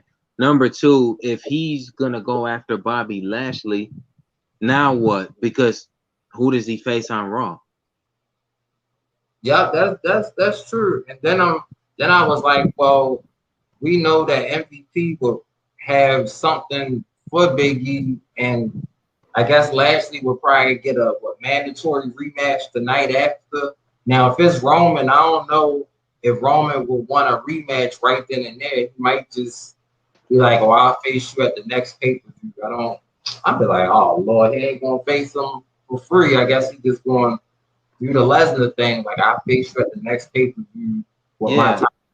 Because Cena, okay, look, the deal with Cena, once SummerSlam's over, you're not gonna see Cena for a while again.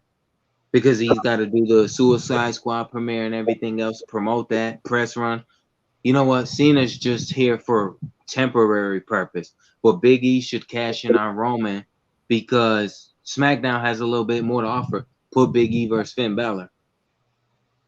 Yeah, and that's true too. Or if let's just say like if they add Cena to that match with Roman and Finn, let's say Cena is the 17th time champ, and then Big E comes and cash in on Cena, and then maybe he might just be like, wow, like Big E just cashed in on a 17th time champ, and maybe get like an even bigger response, and crowd be like Big E, Big E.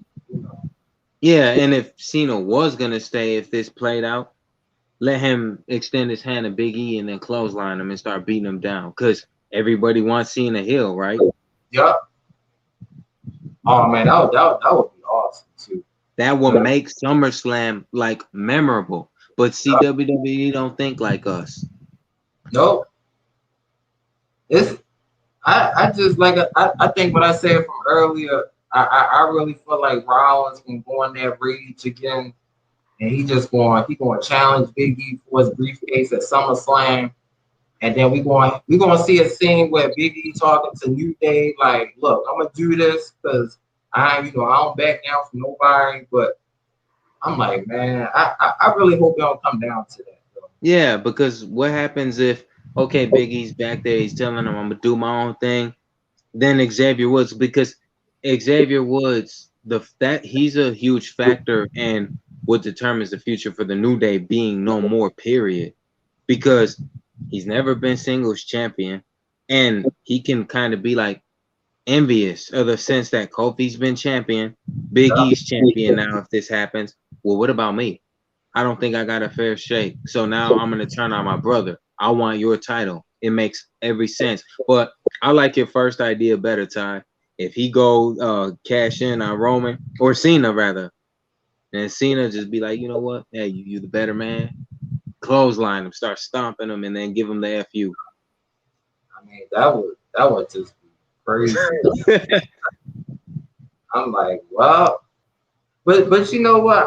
I really believe if WWE want to go with Xavier costing Big E the briefcase like that, I mean, because we already saw what happened with the Shield, like, especially what Dean Ambrose doing, turning on Rollins, and that really had the fans like crying. So that would definitely have the fans like really sad because it's 70,000 people. Like Big E is about to cash in, or if Big E running down there, Xavier Woods like running with him, and then he low blows him, and then he got that like look on his face, and I'd be like, whoa, like Xavier just low blow Big E down, whoever the champ, like Roman speared him, retain, or Bobby Lashley put him in a hurt lock and retain, like that would definitely have like a whole bunch, just everybody talk. It's like every now and then WWE will do something that's like, okay, well, they did something different, but we don't really credit it. Like when I mentioned Asuka earlier against Charlotte at WrestleMania 34. So she grabs the mic after the match and said, well, Charlotte was ready for Asuka. Like, seriously? And then later on in that same night, Shinsuke Nakamura low blows AJ Styles and turn heel. Nobody saw that coming. But and I like Shinsuke, man, that's my boy, but his heel run as a mid-card champions was kind of instrumental in the sense that it wasn't terrible, but the first half of it, oh, I'm sorry, I don't speak any English. Then the second half, you got him dressing like a Michael Jackson Thriller impersonator that can't speak English, and you got Sami Zayn, the cab driver, speaking for him. So it's like, come on, man. And I'm happy Shinsuke's kind of back where he was, but if Finn Balor can't get it done and Cena can't, then let Shinsuke challenge Roman. Oh yeah, that was definitely good. Because I mean, now Shinsuke, he did eliminate Roman to win a Royal Rumble one time. So you know that would definitely be a good match because of their styles too. Hey Wilson, brother. Hey Wilson, yeah, thanks for coming here. I mean, now I did see SummerSlam is on Saturday. Yeah. So I'm like, that's something different too, because it would man always be on a Sunday. It's the same guy that got buried by Jinder Mahal at Hell in a Cell, or SummerSlam rather, back in 2017. Shinsuke deserves redemption, just like Finn Balor does. But since Finn Balor's first up to bat to lose to Roman, this Cena thing really makes no sense. If, let's say, a triple threat don't happen, then what is Cena really there for? Just to talk smack to Roman and leave? Because WWE makes no sense the way they do stuff. So, and I really feel bad for Finn because it's like a nightmare for him. He's back on the main roster to get buried all over again. Yeah, that's true too. And then I was thinking like maybe Cena might do one of his crazy moves where like Cena find out he's not in the championship match, but he calls Roman the champion, like his music hit, and like you don't see him, so Roman turns around looking for him, and Paul be like focus on Finn, and Finn do his crazy moves, and then he beat Roman. Like that could be something too. You know what they're gonna do? They're gonna have, if they have it, Finn Balor appears the Demon King, and you know what? He's supposed to be unbeatable with that gimmick that gives him his power, right? Let him beat Roman with that gimmick, and then you know what? If Finn and Cena want to fight after that, let them do that until Cena decides to leave again, or let Finn fight Big E. Let it be like that. Yeah, because like I said, it would be cool seeing the Demon win the championship, because the type of like reception he's going to get would be insane. Yeah, because Finn Balor, if you remember, WrestleMania 35, he beat Bobby Lashley for the Intercontinental Championship as the Demon. So if he's good enough to do that, even though they weren't pushing Bobby to that magnitude yet, if he's good enough to do that, then why can't he be good enough to beat Paul Heyman assisted Roman Reigns? So yeah, that's true too. And then I was looking, they was looking at the SummerSlam matches. They said it could happen Bianca versus Becky Lynch. They said maybe a swerve type of match, like Becky goes to SmackDown and challenge Bianca.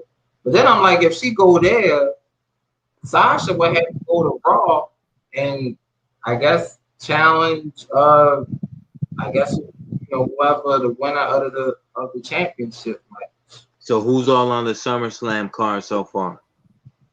So far they got, well, of course the first match, Nikki Ash, Charlotte, and Rhea. They got on here Roman Reigns and Cena, but for now we know is Roman and Finn Balor. Then they got Lashley versus Goldberg. And right here they got Bianca Belair versus Becky Lynch. They got Sheamus versus Damian Priest. I think that could really be a good match though. So they got AJ Styles and Omos versus Randy Orton and Matt Riddle. Now that would be interesting. And y'all, I think that's all they got so far. Okay, well, to break down the three, I don't care about Nikki Ash, Charlotte, Rhea Ripley. I don't. Matt Riddle and Randy Orton, I hope they win just because AJ Styles is my boy, but I hope Omos like chokeslammer him or something after the match, because Omos is kind of the odd man out. Like they're not gonna do nothing with him as a singles competitor. Yeah, I agree with that too. I you like when I first saw him, I was just like he just AJ Styles bodyguard. That's what I was just saying. Like he just the bodyguard. Yeah.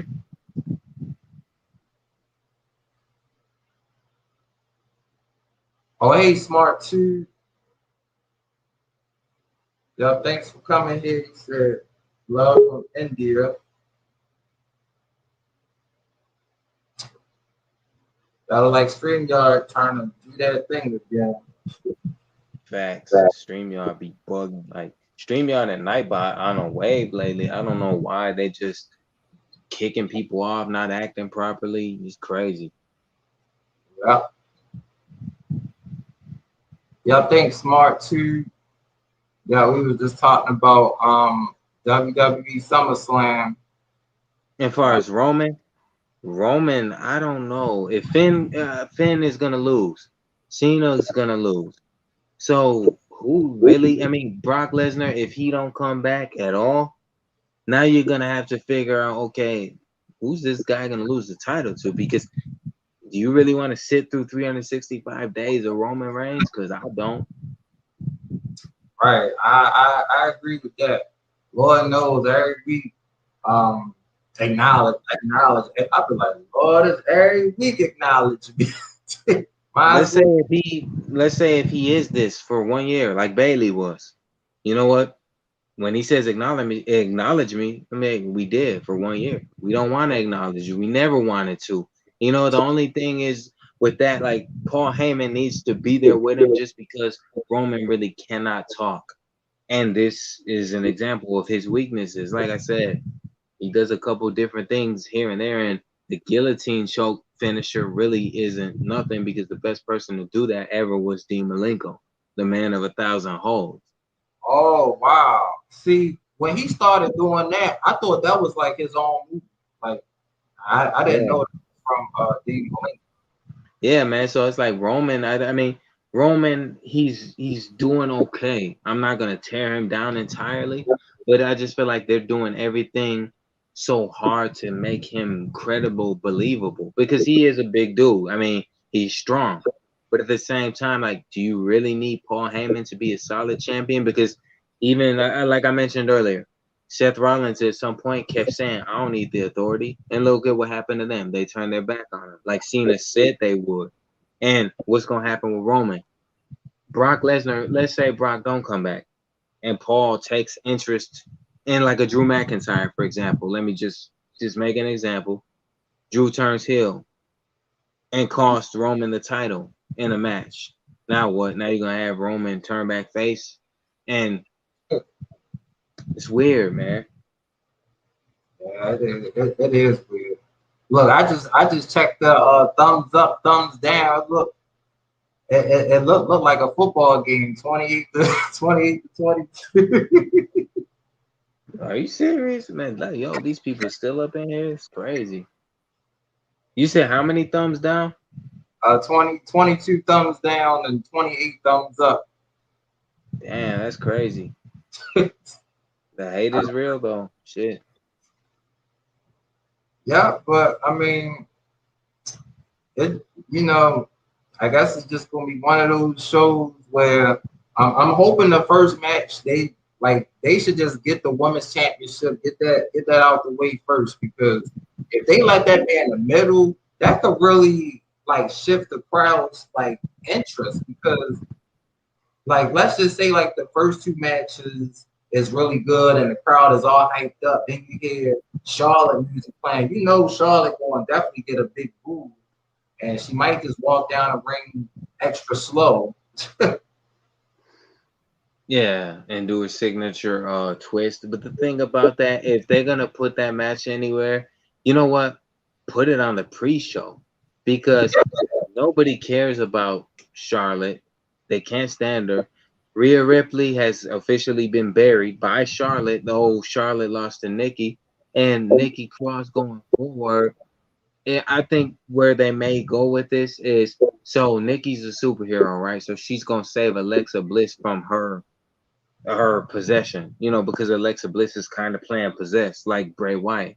So Nikki's gonna save her and then turn her back face because they really cannot keep this gimmick up with Alexa. It's just not believable. That's true. Hey, my singer's up in here. Yeah, one of my singers. Hey, Bitterina, what's up? Thank Love, shout out. Yep, I know she had a live stream well, I think it was last night. Yep, she was singing and I think Ruby was there too. Yeah, I was asleep. Yeah, because last night I was just up though, but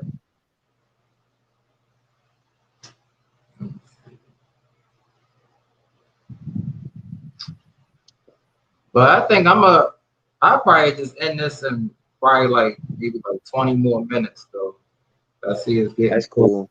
Cause I gotta go to sleep anyway, man. Got work in the morning. Oh, okay. Yeah, because I kept looking. I was like, I ain't gonna go past the 4 hour mark. Just kind of stay under 4. Facts. He said, "Hey, co-host." Yep. I mean, but like I said, I think once Daniel Bryan and CM Punk come to AEW, who knows that maybe their first match might be a hardcore match. Like, maybe tear the mess out of each other, and they know that'll just blow everything up because what happened tonight was just Jericho and Nick Gage, like just saying Jericho lead like that, and they using all types of appliances. And I'm like, man, like this takes you back to like Attitude Era and ECW. Yeah, that's what I said. Tony Khan and Cody Rhodes know how to bring back that old nostalgia feel properly because WWE, it's like my boy that I referred you to earlier, DJ Storm. I always tell him the same thing. Look, WWE, how long do you think you're gonna keep relying on nostalgia? Because it's a reach for a cheap pop every time you have a legend in Paramania because it's the showcase of the immortals, like they like to call it, right? So you got to have a Ric Flair, and Ric Flair's a legend, but the original Nature Boy is Buddy Rogers. Let's be honest. And the original Chris Jericho with the suit, slow talking, is Nick Bockwinkel. They are guys that are from the past, mirror images of them. Just like when Cesaro scoop slam threw Big Show over the rope at WrestleMania 30. What did that mirror? Hulk Hogan throwing Andre the Giant over the top rope. Everything mirrors something. So it's like going forward, AEW may have a chance to kind of kill WWE just because WWE, I don't care. These fans gonna have to wake up. Like, you really don't want the same stuff. Like Money in the Bank, it was a decent pay-per-view, but it's still not what needs to get them ratings back up to the sevens. You know, back in the 90s, they had 7.1 plus million viewers. Yup. Yeah, they did. And then I just be looking at like every week, like how many views that WWE be getting. And I remember at one point, you know, it would be like every week, probably like maybe 5-6 million views. But one time I saw they only got like 10,000, 8,000 views. And I'm like, usually it would be in the millions, but that's just to show you like it's all these other wrestling companies out here too, and they probably just like, well, AEW just got all this stuff. I know it's fans that like TNA, and I know Booker T got reality of wrestling, so you know that's probably doing good. Yep. So I mean, it's like, but TNA, it's funny because as many people make fun of it, like TNA hasn't been interesting to me. I don't know what it's like now. I ain't watched it in years, but they have to be doing something right to still be a thing, because at least they're still around. Where ECW and WCW are dead. So as far as WWE goes, man, we need a bunch of new champions at SummerSlam, and they better give it to us, because if they don't, then people are gonna say, "Oh yeah, well, we expected you to give us this," because the only good thing about Money in the Bank was Biggie winning, John Cena, and Seth Rollins really attacking Edge, because now we get a feud between those two, but the rest of the show, nobody cared. I know, yeah. And I always said like SummerSlam is always like the show for changes. So like either Nikki gotta retain or Rhea Ripley wins, because if Charlotte wins, she's just gonna get a lot of boos. I think Damian Priest definitely needs to win the United States champion, because I don't know if I guess Sheamus gonna stay in this same gimmick, and we all know Orton and Matt Riddle need to win. So because we know eventually Orton gonna turn on Riddle. Yeah. And, you know, of course, I really believe the show will be saved if Finn Balor beats Roman. I mean, even if that's not the main event, or maybe like next to the main event, like that'll just save the whole show, because like Finn Balor might give like you know how the people, they give those speeches after the wrestling matches, like Finn might be crying, or Yeah.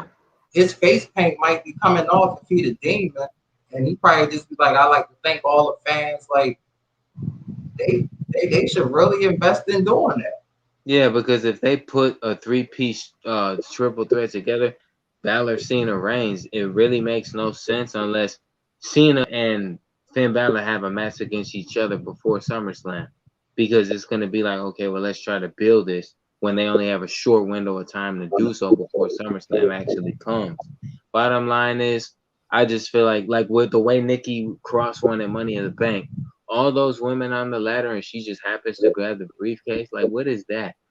I was like, man, I'm gonna never forget that. Like, just a lot of people fighting, and she just, I'm like, she was on the ground looking up, and then I was like, okay, so she gonna. My thought was she just gonna go up there and just fight with all of them. She go up on the ladder, just go over everybody and just grab. And I'm like, and then at one point I was like, I figured Oscar was looking at her, but it was probably scripted for her not to do nothing. I'm like, and then I'm thinking like, dang, like Liv Morgan, like just hit her or something. But it's like, yup, Nikki won.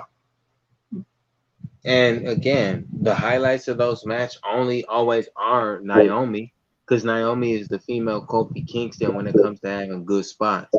And other than that, Alexa Bliss, when she got thrown off the ladder and she was laughing, I'm like, yo, you playing this gimmick a little too well. You might deserve to be in a mental hospital, because that's kind of weird. I would not laugh at getting thrown off the ladder. I know she playing a character, but it kind of makes you wonder sometimes when they take the characters really seriously. Yeah, that and I'm just like, man, like she really shouldn't be in that character. She need to go back to the old Alexa Bliss, because that's what the fans, and I mean that's what just about everybody want to see, because if you let her keep staying in this state, like if they imagine if they keep this up to the Royal Rumble. You mean to tell me y'all gonna let Alexa Bliss eliminate y'all? She gonna have y'all mind so twisted where she got the power to just make you jump over the top rope. Like I'm gonna be like, yo, bro. I'm like, I better. Yeah, I see you got the Adam Cole merch. That's what's up, Oh, bro. He's like They know the name Adam Cole, so they just ring the freaking bell. And you're not special, Karrion Kross. I'm special. You're just a guy holding my property. That I think that was the line I was trying to say. I was like, man, Adam Cole, man. Like, I don't know if they will ever have another wrestler like Adam Cole on NXT. I think because I was like him and Rollins almost. I don't want to say like marry each other, but that's like another dream match waiting to happen too. Yeah.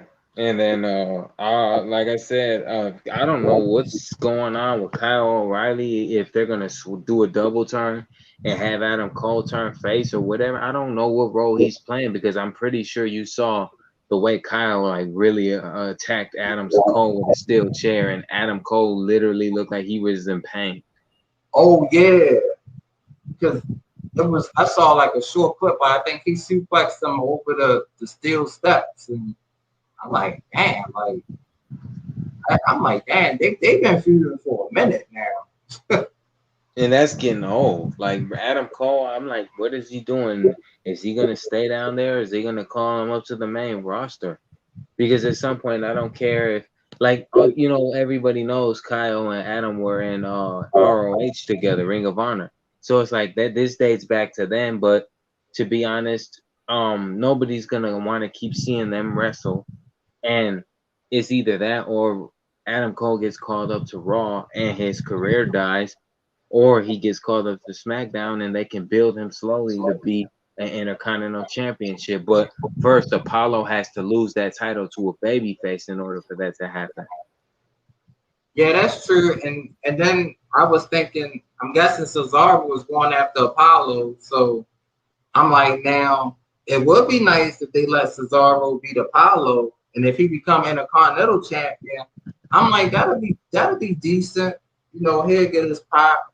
Everybody be happy for him. But I know ultimately he probably thinking like, I want the Universal Championship. I know he's gonna be thinking that. Yeah. Cause then I'm like, let's say like Finn wins at SummerSlam. Now you can do Cesaro versus Finn Balor. That'd be like a first time ever. Yeah, because they're not doing rematch clauses anymore, right? Oh nope. So I think now it's more like they gotta earn their way to these title matches now. And that's good, because if Finn Balor beats Roman at SummerSlam, now Roman can't get a title shot because he already lost. Because I'm like, I really like to see Cesaro and Finn Balor. Yep. It would definitely be a thriller of a match, first time ever. Like maybe Cesaro, maybe Cesaro will go back into the Cesaro when he was with Swagger, and maybe they try to turn Cesaro a little heel, or just give him some type of rage or something. That would be pretty cool. Yeah, because if he, I don't know what's gonna happen with that, but when you keep losing to guys, at some point it makes you just turn.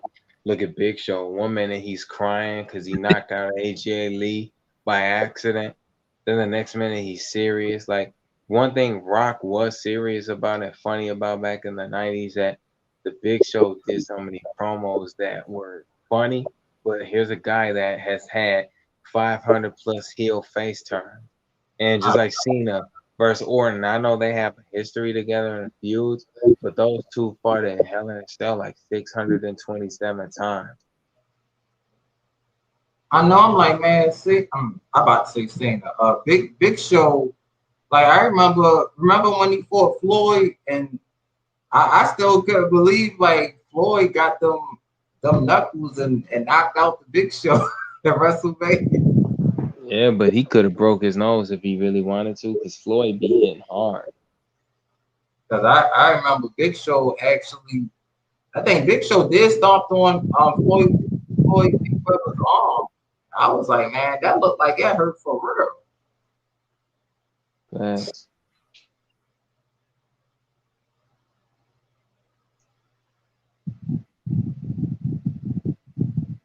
Yep, thank you, Joy Clips, for being here. Said, hey Tyrone, good day. Yep, yep, it's been a good day. Yeah, I know you about to wrap it up in about 5 minutes, man. Yep. Yeah, definitely. Yep. But I mean, I think like the final thoughts, I'm just gonna say like, man, AEW is just making 2021 good for wrestling.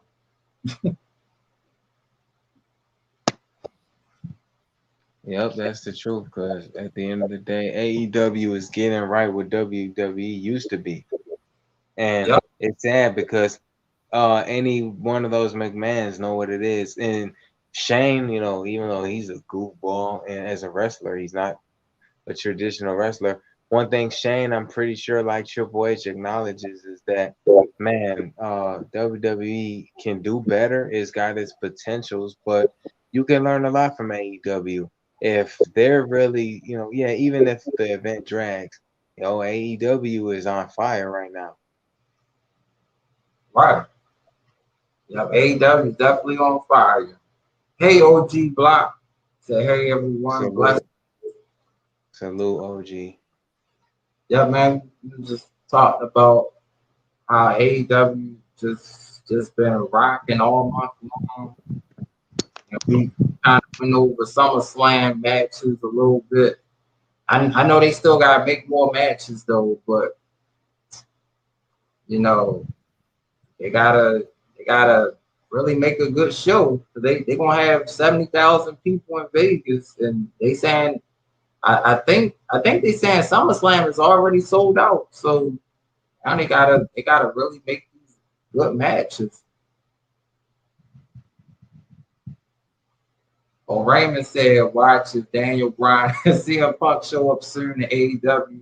Vince is gonna call the old oh yeah, I'm telling you, Hulk Hogan gonna be at SummerSlam, y'all. I'm telling you. Hulk Hogan. Watch Kevin Nash. You're gonna see NWO return. I'm like, why they return? Yup. Look, might as well say we're gonna see Stone Cold. Yup. Stone Cold gonna start off the show at SummerSlam. That's true.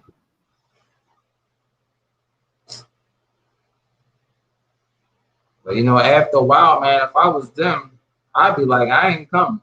I'd be like, I'm good watching SummerSlam. That's true.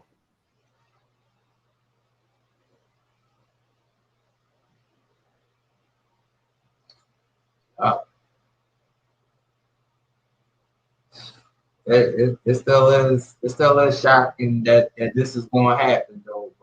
But you just living for the moment, like Matt Hardy. Yup, living for this moment.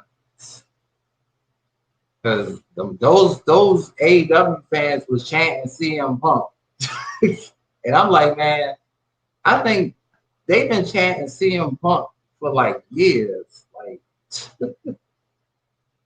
like even when matches be born, that's what they chant, CM Punk. They had chanted during the Born Females match, CM Punk.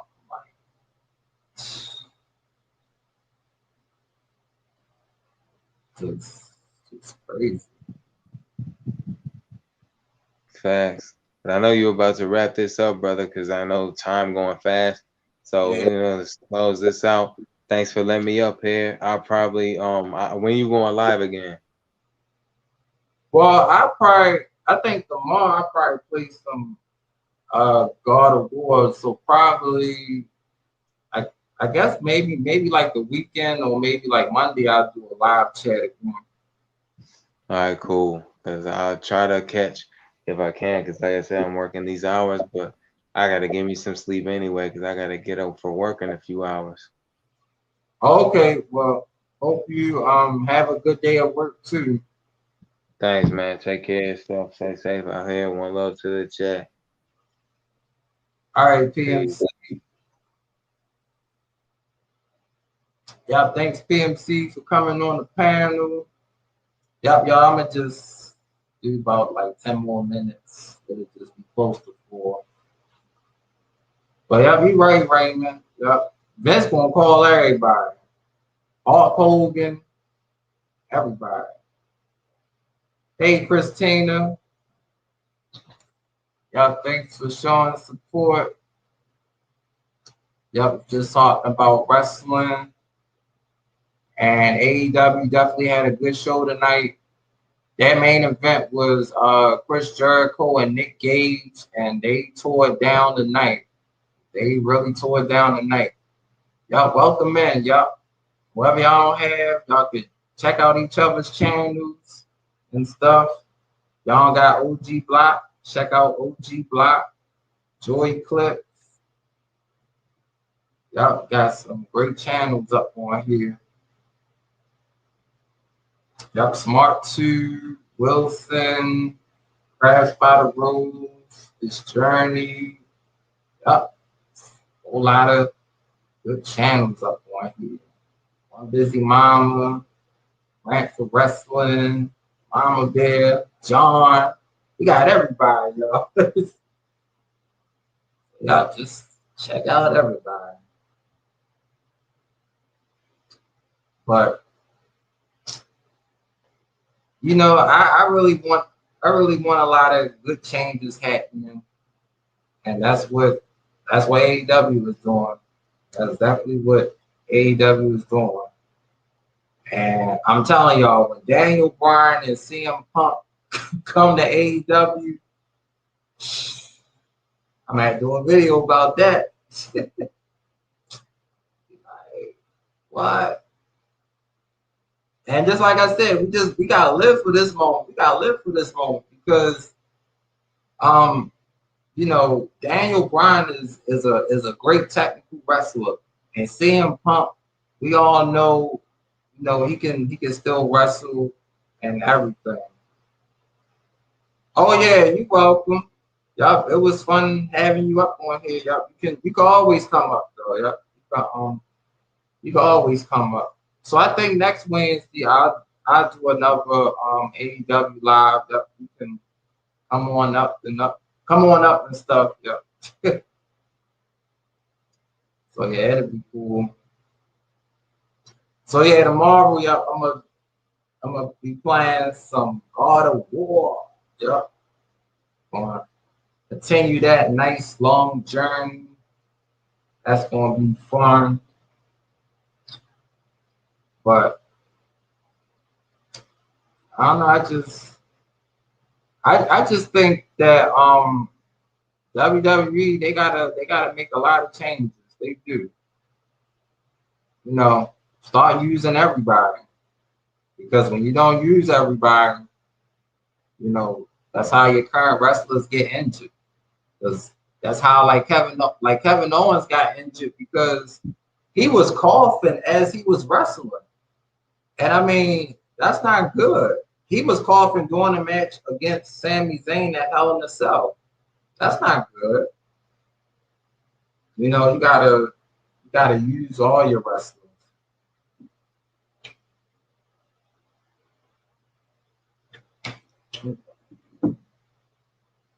Gotta use everybody. Because you know that's what makes a great company. Like, and it's like you would never know about all the other wrestlers, because it's like you just see the same people. And you know, I always think it's good when everybody get their time to shine too, because everybody getting a piece of the pie. Yep. But when it's just a few people being at the top, it's not good. That's why I think with AEW is like a jungle. I mean, you got hungry wrestlers out there that really want to be great, that really want to make a name for themselves. and just really want to compete for the fans. That's why I'm like, I can't wait till they come here in Baltimore and they do a live show. Like that would just be epic just to go to the show. Cause they came here 2 years ago, yeah, but I didn't know about AEW at the time, but I wish I would have. But I mean, I'm pretty sure it was just an electric show. It was an electric show.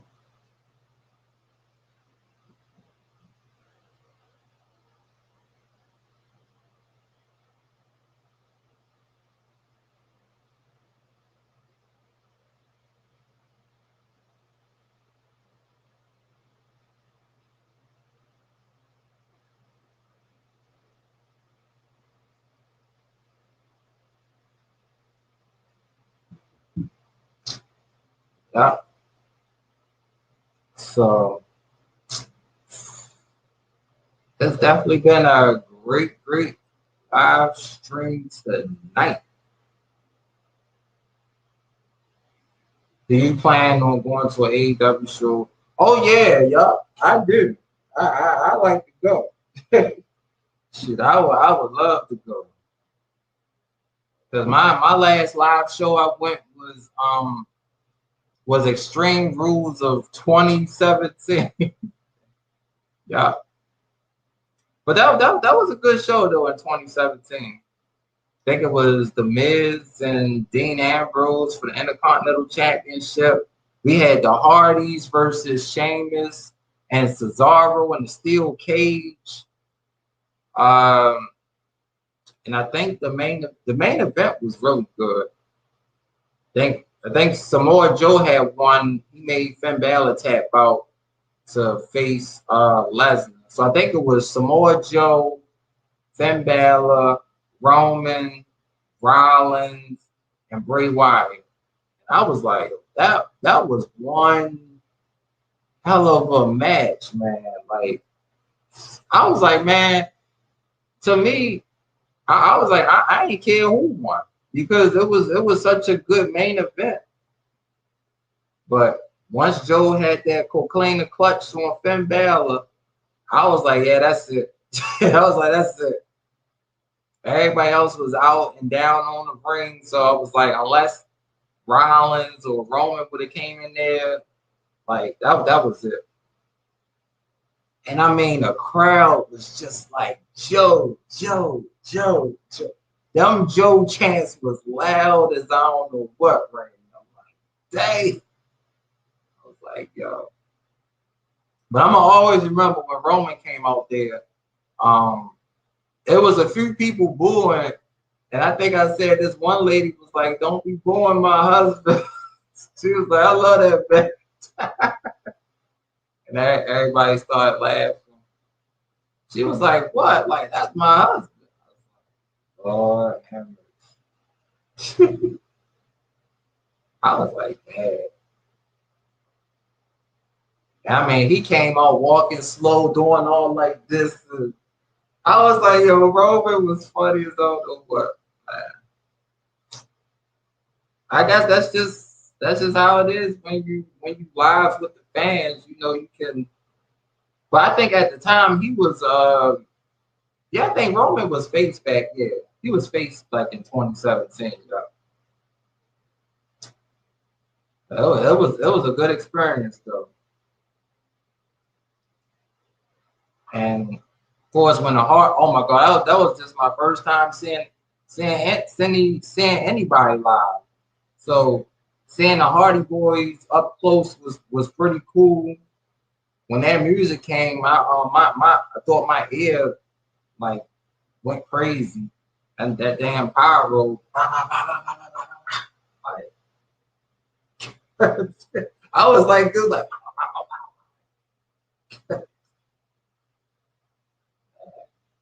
Yo, Jeff had me laughing doing that damn thing. I was like, yo, Jeff Hardy had, man, my best friend was laughing at that. I was like, Jeff Hardy is Marty was just 40 as I don't know what. Jeff had me rolling.